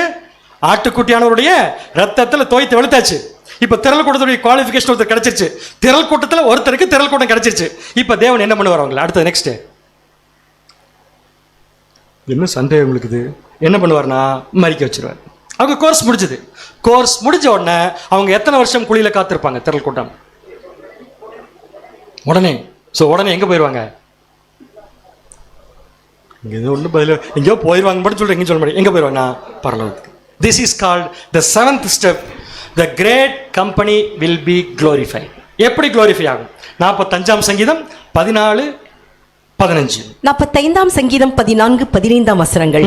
சித்திர தையலாடை தரித்தவளாய் ராஜாவினிடத்தில் அழைத்துக் கொண்டு வரப்படுவாள். அவள் பின்னாலே செல்லும் அவளுடைய தோழிகைகளாகிய கன்னிகைகள் உம்மிடத்தில் கூட்டிக் கொண்டு வரப்படுவாள். எனக்கு என்ன ஒரு கொஸ்டின் அதுல, இந்த ராஜா கிட்ட சித்திர தையலாடை போட்டு ஒரு அம்மா போதில்லையா? அந்த அம்மா யாரு? சபை. அந்த அம்மா ட்ரெஸ்ல என்ன இருக்கு? Embroidery work. எம்ப்ராய்டரி ஒர்க் எப்போ போட்டாங்க அந்த அம்மாக்கு? சுவிசேஷத்திலே போட்டாச்சு. ஓகே, இல்லை எம்ப்ராய்டரி தான் நடந்துட்டு இருக்கல, குத்துன்னு குத்திட்டு இருக்கலாம். Okay, good. பட் பின்னாடி போதில்லை ஒரு அம்மா, அது யாருது? அந்த ட்ரெஸ்ஸை பத்தியே பேசலங்க. ஏன்னா அது எம்ப்ராய்டரி ஒர்க் போட்ட ட்ரெஸ் இல்லை. ஏன்னா எம்ப்ராய்டரி ஒர்க் போடுற கொடுத்தப்ப அழுக்கு பண்ணி வச்சிருந்துச்சு. ஸோ எம்ப்ராய்டரி ஒர்க் அதில் என்ன பண்ண முடியாது, போட முடியாது. எம்ப்ராய்டரி ஒர்க் போட்டது நின்னதுக்கு அப்புறம் துவைக்கிற வேலை வேணா தேவன் கொடுத்தாரு. அவங்களுக்கு துவைச்சிட்டு அழகா போகுது தோழிகளான கன்னிகைகள். 15ஆம் வசனம். அவர்கள் மகிழ்ச்சியோடும் களிப்போடும் வந்து ராஜ அரமனைக்குள் பிரவேசிப்பார்கள். மகிழ்ச்சியோடும் களிப்போடும் வந்து எங்க போவாங்க, ராஜா. எப்படின்னா மகிழ்ச்சி அவங்களுக்கு, சே நான் வாழும்போது 7ஆம் சபையின் காலத்துல ட்ரெஸ்ஸை கரை பண்ணா கூட ட்ரெஸ்ஸை துவைக்கிறதுக்கு தேவன் சான்ஸ் கொடுக்கும்போது சந்தோஷமா துவைச்சிட்டு வந்துட்டேன் அப்படிங்கிற சந்தோஷத்தோட ராஜ அரண்மனைக்குள் அவர்கள் பிரவேசிப்பார்கள். அப்ப அரண்மனைக்குள்ள திரள் கூட்டம் போகும்போது அங்க என்ன நடந்துட்டு இருக்கும் பரலோகத்துல, அங்க அங்க அங்க அங்க பாருங்க என்ன நடந்துக்குன்னா கல்யாணம் நடந்துட்டு இருக்கும். யாருக்கு யார் கல்யாணம், கிறிஸ்துவுக்கும் சபைக்கு. எப்படி இருக்கு அந்த காட்சி நம்ம திரள் கூட்டமா இருந்த போய் பார்க்கறதுக்கு. ஆனா அது கூட ஒரு பாக்கியம் தான் வசனம் சொல்லுது. Revelation 19th chapter 9th verse. வெளிப்படுத்தல் 19ஆம் அதிகாரம் 9ஆம் வசனம். பின்னும் அவன் என்னை நோக்கி, ஆட்டுக்குட்டியானவரின் கல்யாண விருந்துக்கு அழைக்கப்பட்டவர்கள் பாக்கியவான்கள் என்று எழுது என்றான். பாக்கியவான்களாமா? என்ன பாக்கியவான்கள்? கல்யாணத்துல பொண்ணா வர வேண்டியது கல்யாணத்துல சாப்பிட வந்திருக்குது. ஆனா சாப்பிட்ற வர்றதுக்கு எவ்வளவு வேலைகள் இங்க செய்ய வேண்டியிருக்கு பாருங்க. இப்படி ஒரு குரூப் இருக்காங்க. தேவன் அதை அனுமதிக்கிறார். அவங்க வேலையை அவங்க கனக்கச்சிதமா பண்ணிட்டு என்ன பண்றாங்கன்னா பிரவேசிக்கிறாங்க. வாசிங் ஸ்டிப். ஆட்டுக்குட்டியானவரின் கல்யாண விருந்துக்கு அழைக்கப்படுபவர்கள் மணவாட்டியின் அங்கமாக அல்ல. சங்கீதம் 45:14-15 வசனத்தில் குறிப்பிட்டுள்ளபடி இந்த திரள் கூட்டத்தார் மணவாட்டிக்கு பின்னாலே செல்லும் தோழிகைகளாகிய கன்னிகைகள் ஆவர். கல்யாண விருந்து என்பது கல்யாணத்தின் பலன்களை செயல்படுத்துவதில் பங்கு பெறுவதை அடையாளப்படுத்துகிறது. கல்யாணம் நடக்கிறதுக்கு வேலை செஞ்சதுடைய பங்கு அது என்ன பண்ணுதுன்னு அடையாளப்படுத்துது. அதாவது மத்தியஸ்த தன்மை வாய்ந்த ராஜரீகத்தின் ஆசீர்வாதம் வழங்கும் நிர்வாகத்தை செயற்படுத்துவதில் பங்கு பெறும் நிலையை குறிக்கிறது. அதாவது 2 குரூப் அவங்க ரெடி பண்ணிருக்காங்க. ஒன்னு மீந்திருக்கும் இஸ்ரேல் ஜனங்களை, இன்னொன்னு பாபிலோன்ல சத்தியம் சொல்லியிருக்காங்க. பாபிலோன் இருக்கிற சத்தியத்தை கேட்காத ஜனங்களை தேவன் அழிக்கும் போது அந்த அமைப்பை அழிப்பதற்கு கொண்டு வந்து ஆலையில போட்டிருக்காங்க. சோ இதுதான் மத்தியஸ்தர் ஆளுகை ஆரம்பிக்கிறதுக்கு முன்னாடி அதை செயல்படுத்துவதற்காக இவங்க செய்யக்கூடிய டிவைன் ஒர்க் அப்படின்னு சொல்லி கொடுத்துருக்காங்க. ஸோ இதையும் அவங்க என்ன பண்ணுவாங்கன்னா சந்தோஷமா தான் செய்வாங்க. இப்போ அவங்க மகிமை அடைஞ்சு பரலோகத்துக்கு போயாச்சு. இங்க என்ன பேலன்ஸ் இருக்கு? இவங்க சத்தியத்தை சொல்லி ஒரு குரூப் விட்டுட்டு போனாங்க இல்லையா, மீந்திருக்கும் இஸ்ரேல் ஜனங்கள் அட் த சேம் டைம் புதிய உடன்படிக்கைக்குள் வந்த இஸ்ரேல் ஜனங்கள். இவர்களை அடுத்தது தேவன் ஆபரேட் பண்ண போறார். ஏன் தெரியுங்களா? அடுத்தது வரப்போற கண்ணுக்கு தெரிய ராஜ்யத்துல ஆரம்பமே இந்த ஜனங்கள் தான். சோ புதிய உடன்படிக்கைக்குள்ள வந்த இந்த இஸ்ரேல் ஜனங்களை தேவன் என்ன பண்ண போறார்னா எசேக்கியேல் 38-39 சாப்டர் ஃபுல்ஃபில்மென்ட் ஸ்டார்ட் பண்ண போறார். வாசிங் ஸ்டிப். கோகு அதாவது கண்ணுக்கு புலப்படும் மலை பிரதிநிதிகள் மற்றும் மாகோகு அதாவது கெட்ட ஆவிகளின் பெரிய மலை பிரதிநிதிகள் ஆகியோர் இஸ்ரேல் மீது படையெடுப்பார்கள். இப்ப நம்ம ஏற்கனவே சகரியா 14 படிச்சோம் இல்லையா? படிச்சோமா படிக்கலையா? என்ன படிச்சோம் சகரியா 14? அதுல என்னென்னமோ படிச்சோம். அதெல்லாம் எப்படி பேர் கேட்டா சொல்றதுனாங்க, எருசலேமுக்கு விரோதமா யுத்தம் பண்ண சகல ஜாதிகளையும் கூட்டுவேன், நகரம் பிடிக்கப்படும், ஸ்திரீகள் கொள்ளையாவார்கள், வீடுகள் கொள்ளையாகும், பாதி மனுஷர் சிறைப்பட்டு போவார்கள். இப்ப மீதியான ஜனத்துக்கு தான் வந்திருக்கோம். நம்ம இப்ப மறுபடியும் மீதியான ஜனத்துக்கு ஒரு த்ரெட் இருக்கு. யார் மூலமானா? Gog Magog. பட் இந்த கோகு மாகோகு பூமியில் இருக்கும் கோகு மாகோகு. சோ கோகுன்னா பெரிய மலை, மாகோகுனா சின்ன மலை அப்படின்னு வச்சுக்கோங்க இப்போதைக்கு. அப்படின்னா ராஜ்யங்கள். சோ பூமியில் இருக்கக்கூடிய ராஜ்யங்கள்லாம் மறுபடியும் எருசலேம் மேல் படையெடுத்து வரும். இப்ப சொல்லுங்க, யார் ஜெயிப்பா?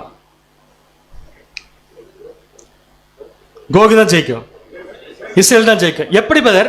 ஏற்கனவே மீந்திருக்கூடிய இந்த கொஞ்ச ஜனங்கள் எப்படி அவ்வளோ பெரிய நாடுகளை ஜெயிப்பார்கள்?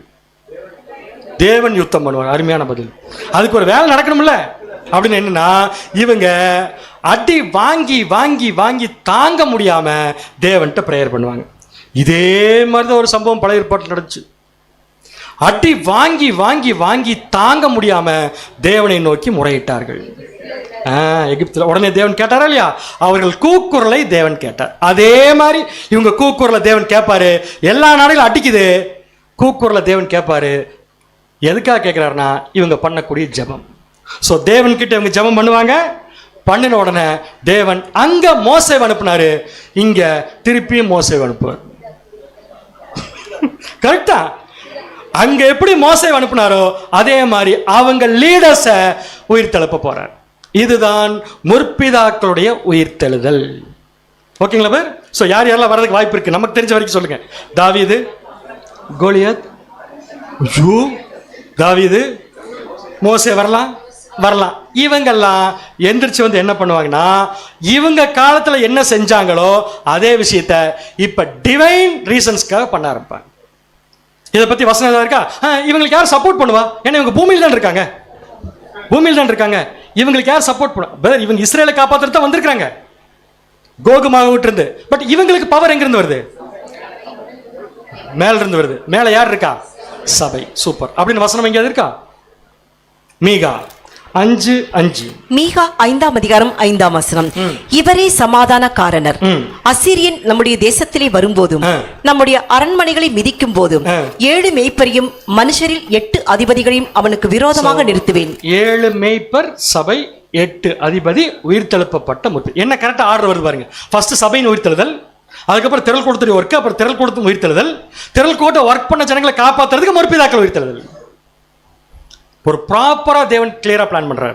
ஸோ பிளான் பண்ணி எப்படி ஜெயிக்க போறாருன்னா, இந்த கோகு மாகோக அற்ற டிஃபீட்டுக்குள்ள கொண்டு போக போறாரு. எப்ப தெரியுமா? இஸ்ரேல் ஜனங்களை ரிலீஸ் பண்ண உடனே. புதிய உடன்படிக்கை கீழே அவங்க இருக்கிறதுனால அவர்கள் பண்ணக்கூடிய ஜெபத்தை தேவன் கேட்கிறாரு.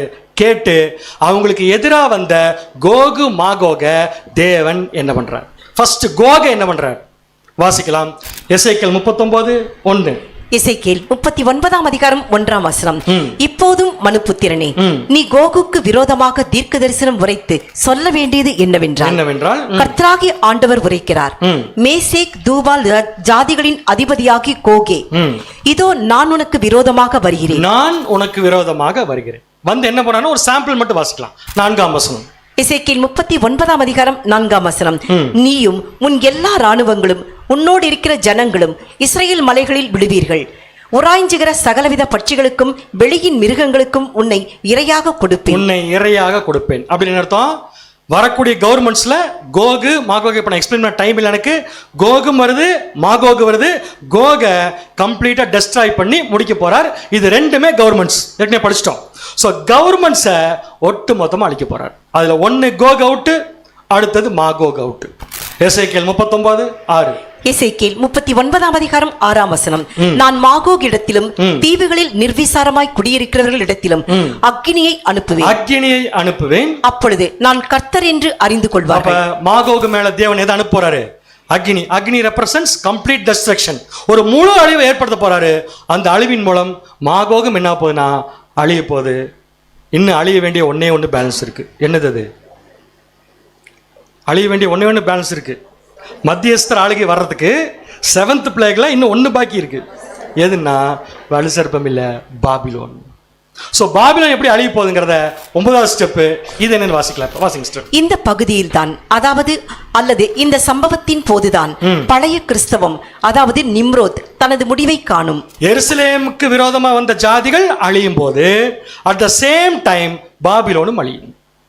அதுக்கு எப்படி டைப் அண்ட் டைப் எடுத்திருக்காங்கன்னா, இந்த ஒரு அம்மா இருந்துச்சு, ஒரு அம்மா இங்க போட்டோ போட்டிருக்கேன். யார் அந்த அம்மா? செமிராமிசா. நல்ல வேலை, பயந்துட்டு ஒரு நிமிஷம். ஏசபேல். ஸோ ஏசபேலை எஃகு அழிச்ச மாதிரி இப்போ ஏசபேலை எப்படி அழிச்சாங்கிறத வச்சு பாபிலோன் எப்படி அழிய போது நம்ம பார்க்கலாம். பாயிண்ட் நம்பர் 1, 2 ராஜாக்கள் 9:33. 2 ராஜாக்கள் 9ஆம் அதிகாரம் 33ஆம் வசனம்.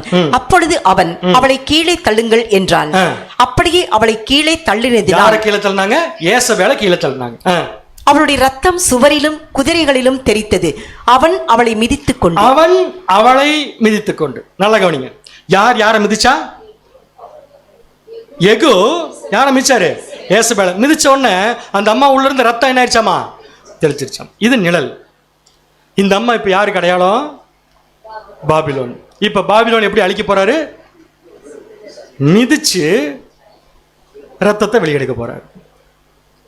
மிதிச்சு ரத்தத்தை வெளியெடுக்கிறதுக்கு ரெவலேஷன் யூஸ் பண்ண ஒரு அடையாளம் திராட்சை. திராட்சைய பெரிய ஆலையில போட்டு தேவன் என்ன பண்ணுவாரு? மிதிப்பார். கொண்டு வந்து போடுறது யார்? திராட்சை தோட்டத்துல திரள் கூட்டம். கிளியரா இருக்கீங்களா? கொண்டு வந்து போடும்போது ரத்தம் எப்படி ஓடுது பாருங்களேன். வெளிப்படுத்தும் விசேஷம் 14:20. வெளிப்படுத்தல் 14ஆம் அதிகாரம் 20ஆம் வசனம். நகரத்திற்கு புறம்பேயுள்ள அந்த ஆலையிலே அது மிதிக்கப்பட்டது. யார மிச்ச மாதிரியே? ஏசபேல எகு மிதிச்ச மாதிரியே மிதிக்கப்பட்டுச்சு. அந்த ஆலயத்திலிருந்து 1600 ஸ்தாதி தூரத்திற்கு ரத்தம் புறப்பட்டு குதிரைகளின் கடிவாளங்கள் மட்டும் பெருகி வந்தது. குதிரைகளின் கடிவாளம் மட்டும் பெருகி வந்துச்சு. சோ இந்த மிதிக்கிற விஷயத்துல அழிய போறது 2 விஷயம். ஒன்னு மிருகம், இன்னொன்னு எழுதுங்க. ஒன்னு மிருகம், இன்னொன்னு கள்ளத்தீர்க்கதரிசி. வாசிக்கலாம். வெளிப்படுத்தின விசேஷம் 19ஆம் அதிகாரம் 20ஆம். வெளிப்படுத்தல் 19ஆம் அதிகாரம் 20ஆம் வசனம். அப்பொழுது மிருகம் பிடிக்கப்பட்டது. மிருகத்தின் முன்பாக செய்த அற்புதங்களால் அதன் முத்திரையை தரித்தவர்களையும் அதன் சொரூபத்தை வணங்கினவர்களையும் மோசம் போக்கின கள்ள தீர்க்கதரிசியும் கூட பிடிக்கப்பட்டான். கள்ள தீர்க்கதரிசியும் பிடிக்கப்பட்டாச்சு, மிருகம் பிடிக்கப்பட்டாச்சு. So Babylon அழிஞ்சாச்சு. இப்ப இருவரும் கந்தகம் எரிகிற அக்கினி கடலிலே உயிரோடு தள்ளப்பட்டார்கள். so far 3 enemies. Coco, Magog, மிருகம், கள்ளத்தீர்க்கதரிசி 4மே அவுட். இப்ப மீதி இருக்கிறது யாருன்னு பாத்தீங்கன்னா மீந்திருக்கும் இஸ்ரேல் ஜனங்கள், உலக ஜனங்கள். இப்ப உலக ஜனங்களும் என்ன ஆயிருவாங்கன்னா இந்த யுத்தத்திலையும் அழிவில் என்ன ஆயிருவாங்கன்னா பர்த் ஒரு இடத்துல ஸ்டாப் ஆயிரும். அவங்க ஒவ்வொன்றும் அழிய ஆரம்பிச்சிருவாங்க. அப்ப 10வது ஸ்டெப் என்னன்னு சொல்லி பாத்தீங்கன்னா நம்ம ஆரம்பத்தில் வாசிச்ச ஆதார வசனம் 10th ஸ்டெப் சங்கீதம் 46:10. 46ஆம் சங்கீதம் 10ஆம் வசனம். நீங்கள் அமர்ந்திருந்து நானே தேவன் என்று அறிந்து கொள்ளுங்கள். ஜாதிகளுக்குள்ளே உயர்ந்திருப்பேன், பூமியிலே உயர்ந்திருப்பேன். இது வேற ஒண்ணு இல்லைங்க, சமாதான ராஜ்யத்தினுடைய பிராமிஸ் தேவன் கொடுத்தது. நீங்கள் அமர்ந்திருந்து நானே தேவன் என்ன பண்ணிக்கோங்க, தெரிஞ்சுக்கோங்க. அப்ப நான் ஜாதிகளுக்குள்ள என்ன இருப்பேன், உயர்ந்திருப்பேன். தேவன் நீங்க ஜாதிகளுக்குள்ள உயர்ந்திருப்பீங்க. மீந்திருக்கிற உலக ஜனங்களும் இஸ்ரேல் ஜனங்களும் எப்படி இருப்பாங்க? வாசிக்கலாம். ஏசாயா 14ஆம் அதிகாரம் 7ஆம் வசனம். ஏசாயா 14ஆம் அதிகாரம் 7ஆம் வசனம். பூமி முழுதும் இளைப்பாரி அமைந்திருக்கிறது, கம்பீரமாய் முழங்குகிறார். ஏன்னா எல்லா எதிரிகளும் இப்ப அழிக்கப்பட்டு சமாதான ராஜ்யம் ஸ்டார்ட் ஆக போகுது. ஆனா உலக ஜனங்கள் உயிர்த்தெழுதல் இன்னும் ஆரம்பிக்கல. ஞாபகம் வச்சுக்கோங்க, உலக ஜனங்கள் உயிர்த்தெழுதல் இன்னும் என்ன ஆகல, ஆரம்பிக்கல. ஆரம்பிக்கிறதுக்கு முன்னாடி தேவன் உலக ஜனங்களுக்காக இந்த ராஜ்யத்திற்குள்ள ஒரு முக்கியமான வேலை செய்யணும். அவங்க உயிர்த்தெழுந்து வர்றதுக்கு முன்னாடி ஒரு ஒர்க் பண்ணணும். ஆனா உயிர்த்தெழுந்து வந்ததுக்கு பின்னாடி அவங்க என்ன சொல்லுவாங்கன்னா ஏசாயா 2ஆம் அதிகாரம் 3ஆம் வசனம். ஏசாயா 2ஆம் அதிகாரம் 3ஆம் வசனம். திரளான ஜனங்கள் புறப்பட்டு வந்து நாம் கர்த்தரின் பர்வதத்துக்கும் யாக்கோபின் தேவனுடைய ஆலயத்துக்கும் போவோம் வாருங்கள். அதாவது இவங்க சொல்ற விஷயம் எப்பன்னு கேட்டீங்கன்னா உயிர்த்தெழுந்து வந்த உலக ஜனங்கள் சமாதான ராஜ்யத்துக்கு வந்து இயேசு கிறிஸ்துவை ஏற்றுக்கொண்டதுக்கு அப்புறம் சொல்ற விஷயம். வாருங்கள் நாம் யாக்கோபின் தேவனுடைய ஆலயத்திற்கும் கர்த்தரின் பர்வதத்திற்கும் போவோம்னு சொல்லுவாங்க. பட் எனக்கு கொஸ்டின், ஒருவேளை உலக ஜனங்கள் உயிர்த்தெழுந்து வந்த உடனே இப்படி சொல்லிடுவாங்களா? கண்டிப்பா சொல்ல வாய்ப்பு இல்லை. அப்படின்னா உலக ஜனங்களும் ரியலைஸ் பண்ணும்ல, எப்படி திரள் கூட ரியலைஸ் பண்ணாங்க, அதே மாதிரி ரியலைஸ் பண்றதுக்காக உலக ஜனங்களை உயிர்த்தெழுப்பறதுக்கு முன்னாடியே தேவன் இந்த பூமிக்குள்ள மீந்திருக்கும் இஸ்ரேல் ஜனங்களை வச்சு பூமியை தயார்படுத்த போறார். அப்படின்னா உயிர்த்தெழுந்து வரக்கூடிய ஜனங்கள் வந்த உடனேயே ஒரு சூப்பர் சூழ்நிலை இருக்கணும். இல்லைன்னா வந்த உடனே அவங்க கண்டிப்பா என்ன பண்ண மாட்டாங்க, ஏத்துக்க மாட்டாங்க. அவங்க ஏத்துக்க மாட்டாங்கிறதுக்கு வசனம் இருக்கு. சகரியா 14ஆம் அதிகாரம் 18-19. சகரியா 14ஆம் அதிகாரம் 18-19 வசனங்கள். மழை வருஷிக்காத எகிப்தின் வம்சம் வராமலும் சேராமலும் போனால் கூடார பண்டிகை ஆசரிக்க வராத ஜாதிகளை கர்த்தர் பாதிக்கும் வாதையே அவர்கள் மேலும் வரும். அன்புக்குரிய சகோதர சகோதரிகளே, கூடார பண்டிகையை ஆசரிக்க வராத ஜாதிகளும் இருப்பாங்க. அப்ப எல்லா ஜனங்களுமே உடனடியாக கன்வெர்ட்டாய் திருந்துவாங்க. நம்ம என்ன பண்ண முடியாது, ஆனா திருந்துவாங்க, வாய்ப்பு இருக்கு, உடனே முடியாது. அடுத்தது 19 எகிப்தியருடைய பாவத்துக்கும் கூடார பண்டிகை ஆசரிக்க வராத சகல ஜாதிகளுடைய பாவத்துக்கும் வரும் ஆக்கினை. சோ எல்லா இது எதுக்கு அந்த வசனம் போட்டார்னா எல்லா ஜாதிகளும் உடனடியா சமாதான ராஜ்யத்தை அக்செப்ட் பண்ணிட்டு இயேசு கிறிஸ்துவை ஏற்றுக்கொண்டு புதிய உடன்படிக்கைக்குள்ள உலக ஜனங்கள் வர்றதுக்கு வாய்ப்பு இல்லை. அப்போ அவங்க வர்றதுக்கு முன்னாடியே ஒரு சூழ்நிலையை தேவன் ஏற்படுத்தணும். என்ன சூழ்நிலை? இப்போ உலக ஜனங்கள் உயிர்த்தெழுந்து வராங்கன்னு வச்சுக்கோங்க, இப்படியே இருக்கு உலகம், இப்படியே வச்சுக்கலாம். 2025 இருக்கிற மாதிரி இப்படியே இருக்கு. இப்போ உலக ஜனங்களுடைய என்ன பிறப்பெல்லாம் முடிஞ்சு நம்ம பார்க்குற மாதிரி 7ஆம் பாதியம் முடிஞ்சு பாபிலோன்லாம் மிதிச்சு முடிச்சு கோகுமாக அழிஞ்சு முடிஞ்சு உலக ஜனங்கள் உயிர்த்தெழுந்து இப்போ வந்தாங்கன்னா அவங்களால தேவனுக்கு பிரியமா நடக்க முடியுமா? ஏன் முடியாது? இப்போ வந்தால் முடியுமான்னு கேட்குறேன். ஏன் முடியாதுன்னா இதே அரசியல், இதே சமுதாயம், இதே மதம், இதே பொருளாதாரம் அவங்கள என்ன பண்ணாதுன்னா நடக்க விடாது. அவங்க என்ன பண்ணுவாங்கன்னா திருப்பி தங்கள் வாழ்க்கையை வாழ ஆரம்பிச்சிருவாங்க. அப்படின்னா இவங்க உயிர்த்தெழுந்து வர்றதுக்கு முன்னாடி தேவன் ஒரு முக்கியமான வேலை பண்ணும். என்ன வேலை தெரியுமா? ஏற்கனவே இந்த பூமியில பலஸ்தீன் இருந்துச்சு. அரசியல், பொருளாதாரம், சமுதாயம், மதம், இதுக்கெல்லாம் ஓனர் யாரா இருந்தாங்க? இன்னும் கொஞ்சம் பக்கத்தில் வாங்க. சாத்தான் இருந்தா எந்த டைமென்ஷன்ல? Gog Magog. அப்ப கோகு மாகோக அழிச்சாச்சு. ஆனா கோகு மாகோகுடைய ஞாபகங்கள் இங்க இருக்கு. அதை அழிக்கணுமா இல்லையா? அதை அழிக்கிற வேலையை செய்ய போறாரு. எப்பன்னா உலக ஜனங்களை உயிர்த்தெழுப்பதற்கு முன்னாடி. இதற்கு எத்தனை வருஷம் ஆகுன்னு ஒரு கணக்கு இருக்கு. 210 வருஷம் ஆகுன்னு போட்டிருக்காரு ஒரு பிரதர். அதுக்கு ஒரு வசனம் கொடுக்குறாரு. 210 years of burying remnants of old order. பழைய ஆட்சியினுடைய மீந்திருக்கும் விஷயங்களை அழிப்பதற்கு எடுத்துக்கொள்ளும் காலப்பகுதி 210 வருஷம். இதை எப்படி சொல்றாருன்னா அந்த எசேக்கியேல் 39 சாப்டர்ல அப்படியே கன்டினியூ பண்றாங்க. சாரி, எசேக்கியேல் 39, 11, 12. எசேக்கியேல் 39ஆம் அதிகாரம் 11, 12 வசனங்கள். அந்நாளில் இஸ்ரேல் தேசத்திலே சமுத்திரத்துக்கு கிழக்கே பிரயாணக்காரரின் பள்ளத்தாக்கை புதைக்கிற ஸ்தானமாக கோகுக்கு கொடுப்பேன். இப்ப கோக புதைச்சாச்சு. கிளியரா இருக்கு உங்களுக்கு? கோக புதைச்சாச்சு. அது வழிபோக்கர் மூக்கை பொத்திக் கொண்டு போக பண்ணும். அங்கே கோகையும் அவனுடைய எல்லா சேனையையும் புதைத்து. நல்லா கவனிங்க. அப்ப கோகையும் கோகுடைய சேனையும் புதைக்கணும்ல, அதுக்கு டைம் ஆகும்ல. புதைச்சு அதை ஆமோன் கோகின் பள்ளத்தாக்கு என்பார்கள். கொஸ்டின், எவ்வளவு நாள் எடுத்துக்குவாங்க புதைக்கிறதுக்கு, சுத்தம் பண்றதுக்கு? ஒரு வாரமா? வாசிங்க தொடர்ந்து. கரெக்ட் தான். இஸ்ரேல் வம்சத்தார் தேசத்தை சுத்தம் பண்ணும்படிக்கு அவர்களை புதைத்து தீர 7 மாதம் செல்லும். 7 மாதம். 7 மாதத்துக்கு 210 வருஷத்துக்கு என்ன சம்பந்தம் இருக்கு? 7 மாதம் 7 நாள் 210. 7 ஏதோ ஒரு கணக்கு மட்டும் வருது. 7 மாதம் அப்படின்னா எத்தனை நாள்? 31 நாள். 7 × 30 210 நாள். 210 நாள் ஈக்குவல் எத்தனை வருஷம்? So 210 years. கோகு மாகோகு அழிஞ்சு பாபிலோன் மிதிக்கப்பட்டு 210 வருஷத்துக்கு உயிர்த்தெழுதல் இருக்காது. ஏன்னா கம்ப்ளீட் அவங்களுடைய கம்ப்ளீட் விஷயங்களை சுத்தம் பண்ணும். யார் செய்ய போறது? சுத்தம் பண்றது வேலை யாரும் செய்யணும்ல. யார் செய்ய போறது? எந்த இஸ்ரேல் ஜனங்கள்? மீந்திருக்குன்னு இப்ப சொல்லக்கூடாது. புதிய உடன்படிக்கை கீழ் இருக்கக்கூடிய இஸ்ரேல் ஜனங்கள். அதனாலதாங்க அவங்க ஜெகோவா விட்னஸ். எசேக்கியேல் 39:9. எசேக்கியேல் 39ஆம் அதிகாரம் 9ஆம் வசனம்.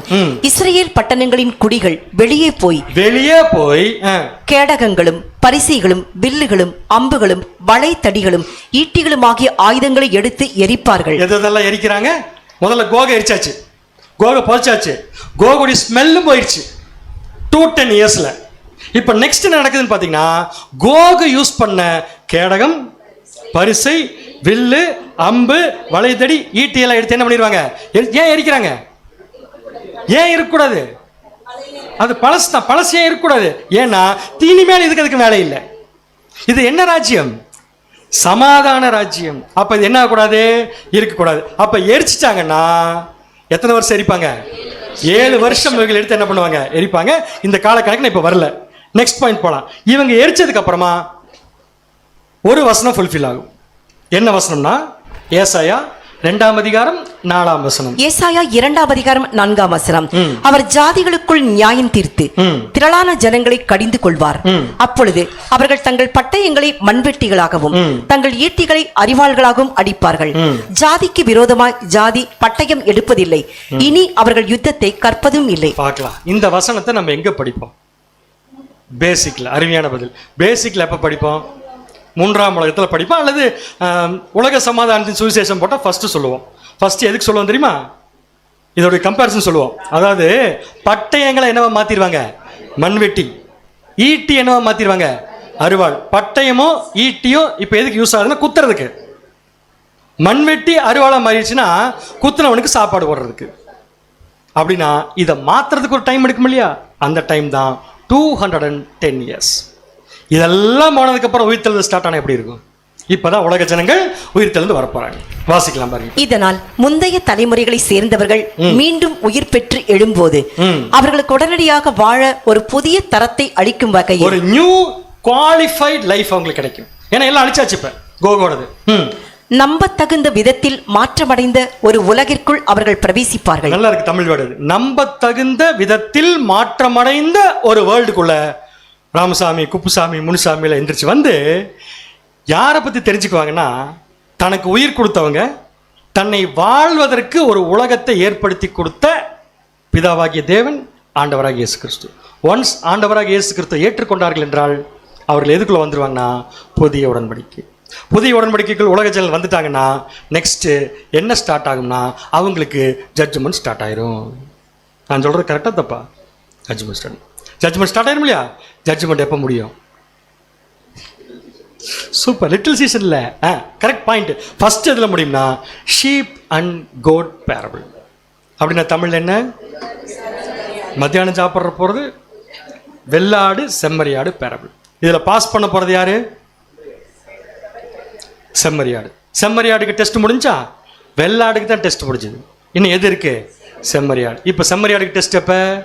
Little season. லிட்டில் சீசன்ல டெஸ்ட் யார் மூலமா? ஒன்னே ஒன்றை மட்டும் அழிக்காம வச்சிருக்காரு தேவன்.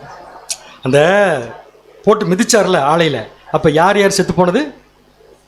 மிருகம், கழுது. எது இன்னும் பேலன்ஸ் இருக்கு? அதுதான் சாத்தான் தன் காவலில் இருந்து விடுதலையாகும்.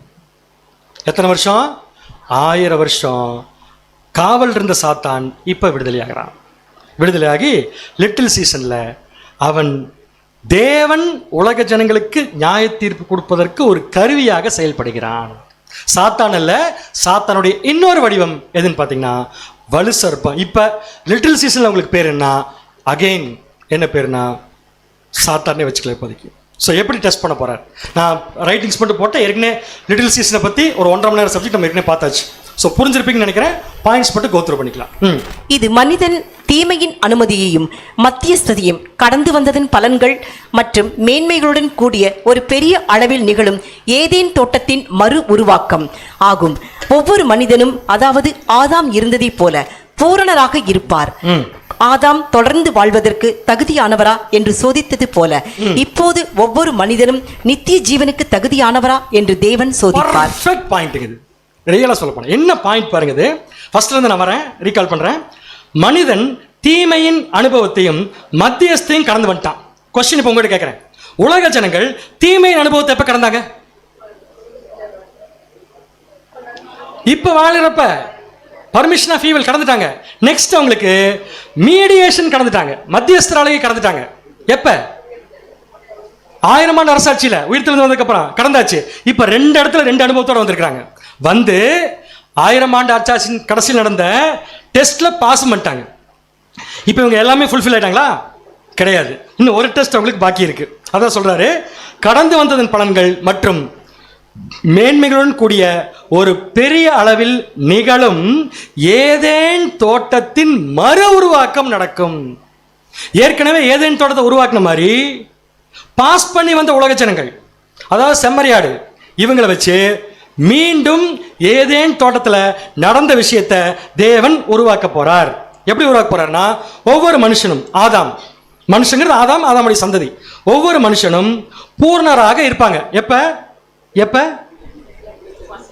செம்மறியாடா மாறினதுக்கு அப்புறம் பூரணரா இருப்பாங்க. இருக்கும்போது தொடர்ந்து ஆதாம் அங்க இருந்தார் இல்லையா, அந்த கண்டிஷன் வந்துருவாங்க. ஆதாம் படைக்கப்பட்ட பிறந்த கண்டிஷனுக்கு லிட்டில் சீசனுக்கு உள்ள போறாங்களே செம்மறியாடு ஈக்குவல் 2 பேருமே. அப்படி வந்ததுக்கு அப்புறம் ஆதாமுக்கு தேவன் டெஸ்ட் வச்சாரா இல்லையா? வச்சாரா இல்லையா? இப்ப உலக ஜனங்களுக்கு ஈக்குவல் வந்துட்டாங்களா இல்லையா? அப்ப அவங்களுக்கு கண்டிப்பா என்ன உண்டு? டெஸ்ட் உண்டு. ஏன்? ஆதாம் இவ்வளவு பர்ஃபெக்டா வந்து அங்க ஃபெயில் ஆயிட்டார். உலக ஜனங்கள் இவ்வளவு பர்ஃபெக்டா வந்து திருப்பி ஃபெயில் ஆகக்கூடாதுன்னா அங்க ஒரு டெஸ்ட் வைக்கணும். ரொம்ப அழகா இருக்கு. ஒவ்வொரு மனிதனும் ஆதாம் இருந்ததை போல பூர்ணராக இருப்பாங்க. ஆதாம் தொடர்ந்து வாழ்வதற்கு தகுதியானவரா இல்லையா என்று சோதித்தது போல இப்பொழுது ஒவ்வொரு மனுஷனும் நித்திய ஜீவனை பெற்றுக்கொள்வதற்கு தகுதியா இல்லையாங்கிறத டெஸ்ட் பண்ண போறார். டெஸ்ட் பண்ணும் காலப்பகுதி எது? Little season. டெஸ்ட் பண்றதுக்கு யூஸ் பண்ணும் கருவி யார்? சாத்தான் தான். ஆனா என்ன டைமென்ஷன் நம்ம ஏற்கனவே படிச்சிட்டோம், கோகு மாகு. ஏன்னா கவர்மெண்ட்ஸ் என்ன ஆகல, வலு சர்ப்பம் இன்னும் சாகல. ஸோ கிளியரா இருக்கு உங்களுக்கு. ஸோ இப்போ கொஸ்டின் என்ன, மத்தியஸ்தர் காலப்பகுதியில் உலக ஜனங்கள் உயிர்த்தெழுந்து வந்து செம்மறியாடா பாஸ் ஆனாங்கல்ல, அந்த டெஸ்ட்டுக்கும் லிட்டில் சீசன் கடைசியில் ஒரு டெஸ்ட் இருக்கு இல்லையா பாஸ் ஆகுது, அந்த டெஸ்ட்டுக்கும் என்ன வித்தியாசம்? இந்த டெஸ்ட் எதுக்கு, அந்த டெஸ்ட் எதுக்கு? அதாவது உயிர்த்தெழுந்து வந்த உலக ஜனங்கள் 1000 இயர்ஸ்ல ஒரு டெஸ்ட்ல பாஸ் ஆனாங்கல்ல, பாஸ் ஆகி தானே செம்மறியாடா வந்தாங்க. என்ன டெஸ்ட்ல பாஸ் ஆனாங்க? அடுத்த லிட்டில் சீசன்ல என்ன டெஸ்ட்ல பாஸ் ஆகணும்? எங்க கீழ்ப்படிதல்? 1000 yearsல கீழ்ப்படிதல். எப்படி? புதிய உடன்படிக்கை கீழ் இருந்து சொல்ற சட்டத்திட்டங்களுக்கு கீழ்ப்படிஞ்சதுனால செம்மறியாடா வந்துட்டாங்க. கீழ்ப்படிதல் மட்டும் போதுமா? சாத்தானுடைய இன்னொரு விஷயத்திலே அவங்க பாஸ் பண்ணும். ஏன்னா ஃபெயிலான சந்ததியில வந்திருக்காங்க. சாத்தான் அந்த டெஸ்ட் வைக்கிறப்ப ஃபெயிலான ஆதாம் சந்ததியில வந்ததுனால ஆதாம் ஃபெயிலான டெஸ்ட்ல திருப்பி ஆதாம் பாஸ் ஆகணும். அதான் என்ன டெஸ்ட்னா வஞ்சனை. புரியுது உங்களுக்கு? அந்த டெஸ்ட் எதுன்னு கேட்டீங்க லிட்டில் சீசன். இப்ப வாசிங்க. ஆனால் சிறிய காலம், அதாவது லிட்டில் சீசன் என்பது கீழ்ப்படிதலுக்கான சோதனை அல்ல. அது 1000 ஆண்டு ஆட்சியின், அதாவது மில்லேனியம் தேவையாக இருந்தது. 1000 yearsலயே எது முடிஞ்சிருச்சுன்னா கீழ்ப்படிதல் சோதனை முடிஞ்சது. அதனால செம்மறியாடா வந்திருக்காங்க. நெக்ஸ்ட், இது வஞ்சகத்தின் டிசப்ஷன் மூலம் வரும் ஒரு சோதனை ஆகும். எதனால வருது? இப்ப சாத்தான் மோசம் போக்கும்போது ஜெயிக்கணும். தேவனுக்கு கீழ்ப்படிகிறப்ப ஜெயிச்சிட்டாங்க. சாத்தான் மோசம் போக்கும்போது ஜெயிக்கணும்னா லிட்டில் சீசன்ல தான் உங்களுக்கு லிட்டரலாவே டெஸ்ட். ஆனால் வஞ்சகம் சோதனையே அல்ல. எப்படி எழுதிட்டாருன்னா ஒரு பிரதர், வஞ்சனைங்கிறது ஒரு டெஸ்டா? கிடையாது. டெஸ்ட் வஞ்சனைக்கு இல்ல, டெஸ்ட் வஞ்சனையில ஜெயிக்கிறது. அப்படின்னா வஞ்சனை வந்தாலும் டெஸ்ட்ல ஜெயிக்கணும்னா ஜெயிக்க வேண்டிய வரைக்கும் என்ன இருக்கணும்? ஃபெய்த். அப்ப டெஸ்ட் ஆக்சுவலா எதுக்கு தான்? லிட்டில் சீசன் டெஸ்ட் எதுக்குன்னா ஃபெய்த்துக்கு தான். வாசிங்க. அந்த சோதனை எப்போதும் தேவனின் அங்கீகாரத்திற்கான தரநிலையாக இருந்ததே ஆகும். அந்த சோதனை விசுவாசமே. So obedience 1000 years, faith little season. ரெண்டுலையும் பாஸ் பண்ணா தான் நித்திய ஜீவன். நித்திய ஜீவனுக்கே இந்த போடுது. நம்மள ஒரு நம்பிக்கையில் ஓடிட்டு இருக்கோம் தெரியுமா? அழியாமை சாகாமை எங்க போய் நிக்கிறதுன்னு தெரியல. சோ எப்படி ஆபரேஷன் ஸ்டார்ட் ஆகும்? ஃபர்ஸ்ட் ஆபரேட் பண்ண டூலை கழட்டி விடுவார். வெளிப்படுத்தல் 20:7. வெளிப்படுத்தல் 20ஆம் அதிகாரம் 7ஆம் வசனம். அந்த 1000 வருஷம் முடியும் போது சாத்தான் தன் காவலிலிருந்து விடுதலையாக்கி. அதாவது இந்த இடத்துல சாத்தான் சொல்லப்படுறது எதுனா சிவில் கவர்மெண்ட்ஸ். ஏன்னா சிவில் கவர்மெண்ட் அழியல. 7ஆம் அதில் அழிஞ்சது, மிருகம் பிடிக்கப்பட்டது, அடுத்தது கள்ள தீர்க்கதரிசி பிடிக்கப்பட்டான், இன்னும் வலு சர்ப்பம் பிடிக்கப்படல. அதான் கவர்மெண்ட்ஸ். பேலன்ஸ் இருக்கா? சோ கவர்மெண்ட்ஸ் மூலமா தான் என்ன பண்ணுவானா சாத்தான் கட்டவிழ்த்து விடப்படுவான். வெளிப்படுத்தல் 20:8. வெளிப்படுத்தல் 20ஆம் அதிகாரம் 8ஆம் வசனம். பூமி 4 திசைகளிலும் உள்ள ஜாதிகளாகிய கோகையும் மாகோகையும் மோசம் போக்கும்படிக்கும் அவர்களை யுத்தத்திற்கு கூட்டிக் கொள்ளும்படிக்கும் புறப்படுவான்.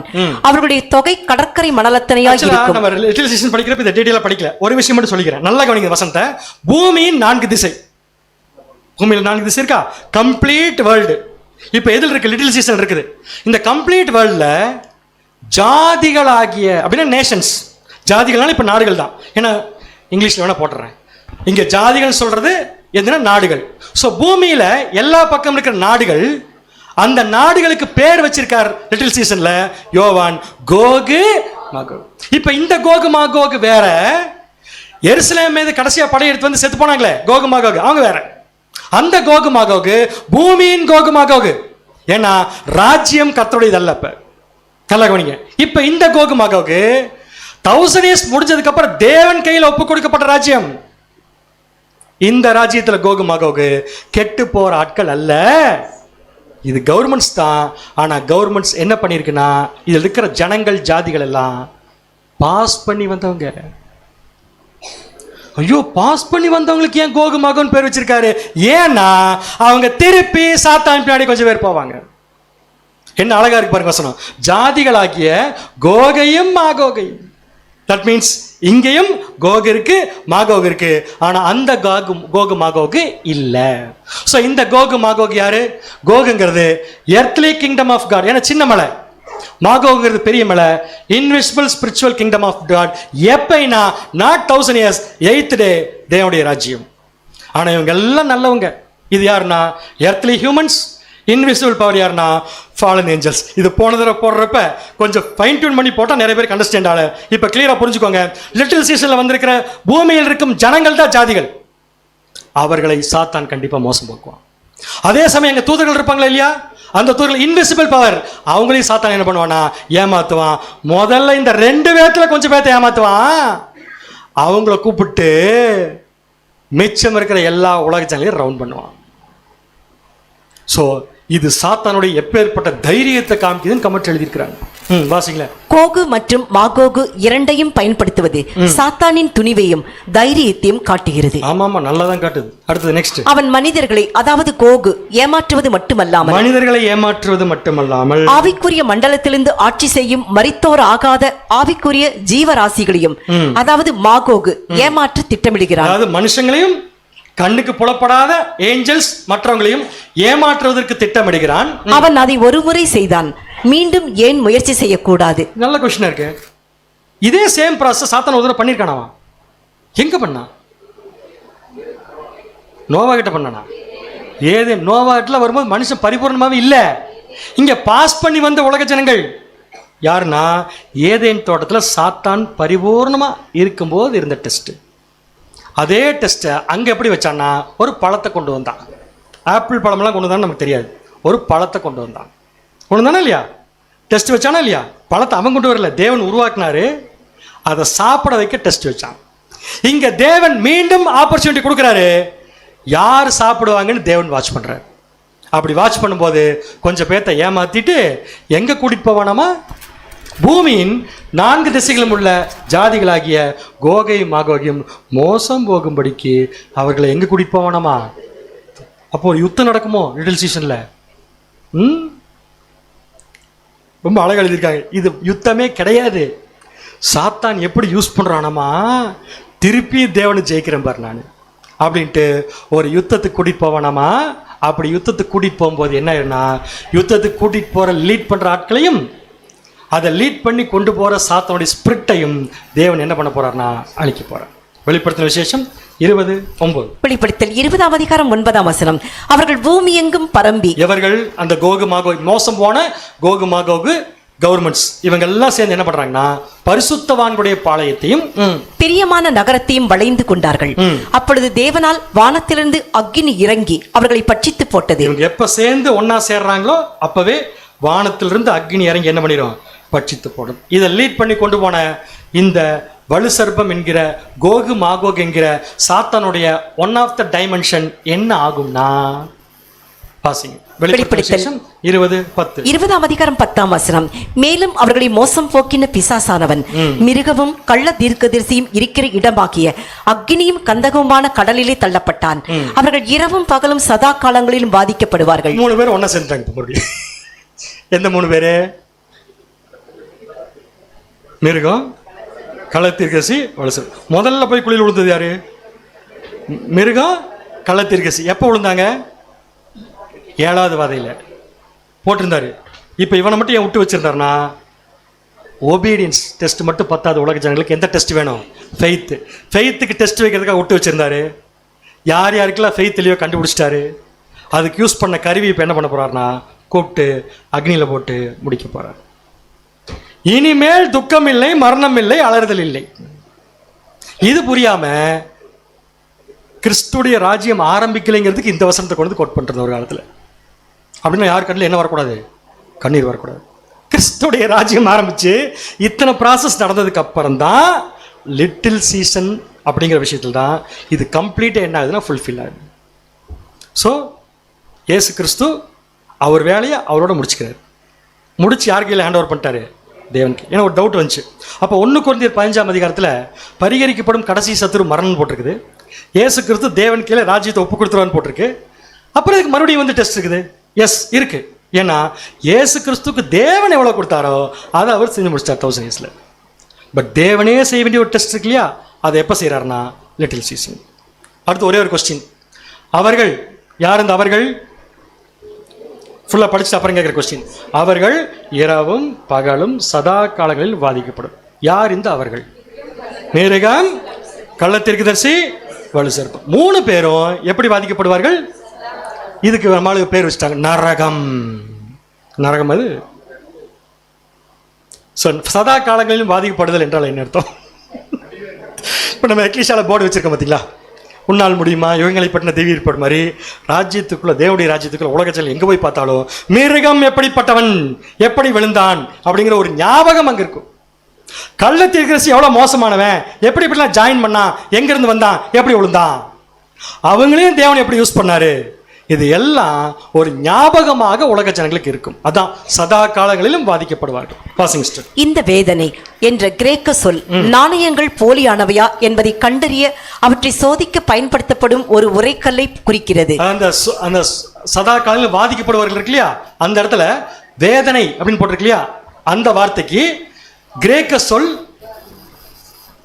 டச் ஸ்டோன் அப்படிங்கிற பேர் கொடுத்துருக்கேன். இங்கிலீஷ்ல பேர் கொடுத்துருக்கேன். இந்த வார்த்தையை சொல்ல இந்த டச் ஸ்டோன் எதுக்குன்னா ஒரு பொருள் எப்படி இருக்குன்னு கண்டுபிடிக்கிறதுக்காக யூஸ் பண்ணக்கூடிய ஒரு விஷயம். இதன் நோக்கம் என்னவென்றால் தீமையின் அனுமதி காலகட்டத்தில் சிவில், அதாவது அரசியல், சமூக மற்றும் மத நிறுவனங்களின் செயல்கள் மனிதன் எவ்வாறு வஞ்சிக்கப்பட முடியும் என்பதற்கான ஒரு நிரந்தர நினைவூட்டலாக என்றென்றும் நிலைத்திருக்கும் என்பதை காட்டுவதாகும். பாதிக்கப்படுவார். எப்படி எப்படிலாம் கவர்மெண்ட்ஸ் மனுஷனை மோசம் போக்குச்சு, சாத்தான் எப்படி அதை யூஸ் பண்ண அப்படிங்கிற விஷயமானது ராஜ்யத்திற்குள்ள ஒரு பாடமாக கற்பிக்கப்படுமே தவிர யாருடைய ராஜ்யத்துக்குள்ள? கிறிஸ்துடைய ராஜ்யத்துக்குள்ள இல்ல, பிதாவுடைய ராஜ்யத்துல எல்லாருக்கும் சொல்லப்படும். அதுதான் சதா காலங்களிலும் விவாதிக்கப்படும். ஒரு வழியா 3 பாட்டு எடுத்து முடிச்சிட்டேன். இதுல என்னென்ன கேள்விகள் இருந்தாலும் தாராளமா நீங்க என்ன பண்ணலாம், கேட்கலாம். பிபிடி வேணாலும் கேளுங்க, நான் தரேன். பட் இந்த விஷயம் தெரியாம அடுத்து என்ன நடக்குதுன்னு தெரியாம நம்ம ஒவ்வொரு விஷயத்தையும் தப்பா எதில் கூட சேர்த்துக்கூடாங்கிறது தான் இந்த பாடத்தை இப்போ எடுத்துருக்கிறோம். பொறுமையோடு கேட்டவங்க அனைவரையும் தேவன் ஆசீர்வதித்து வழி நடத்துவாராக. ஆமென். கிறிஸ்துவுக்குள் பிரியமான சகோதர சகோதரிகளே, இது போன்ற அநேகம் ஆழமான சத்தியங்களை முழுமையாக பார்க்க நமது சத்திய கருவூலம் யூடியூப் சேனலை சப்ஸ்கிரைப் செய்து பயன்பெறுங்கள்.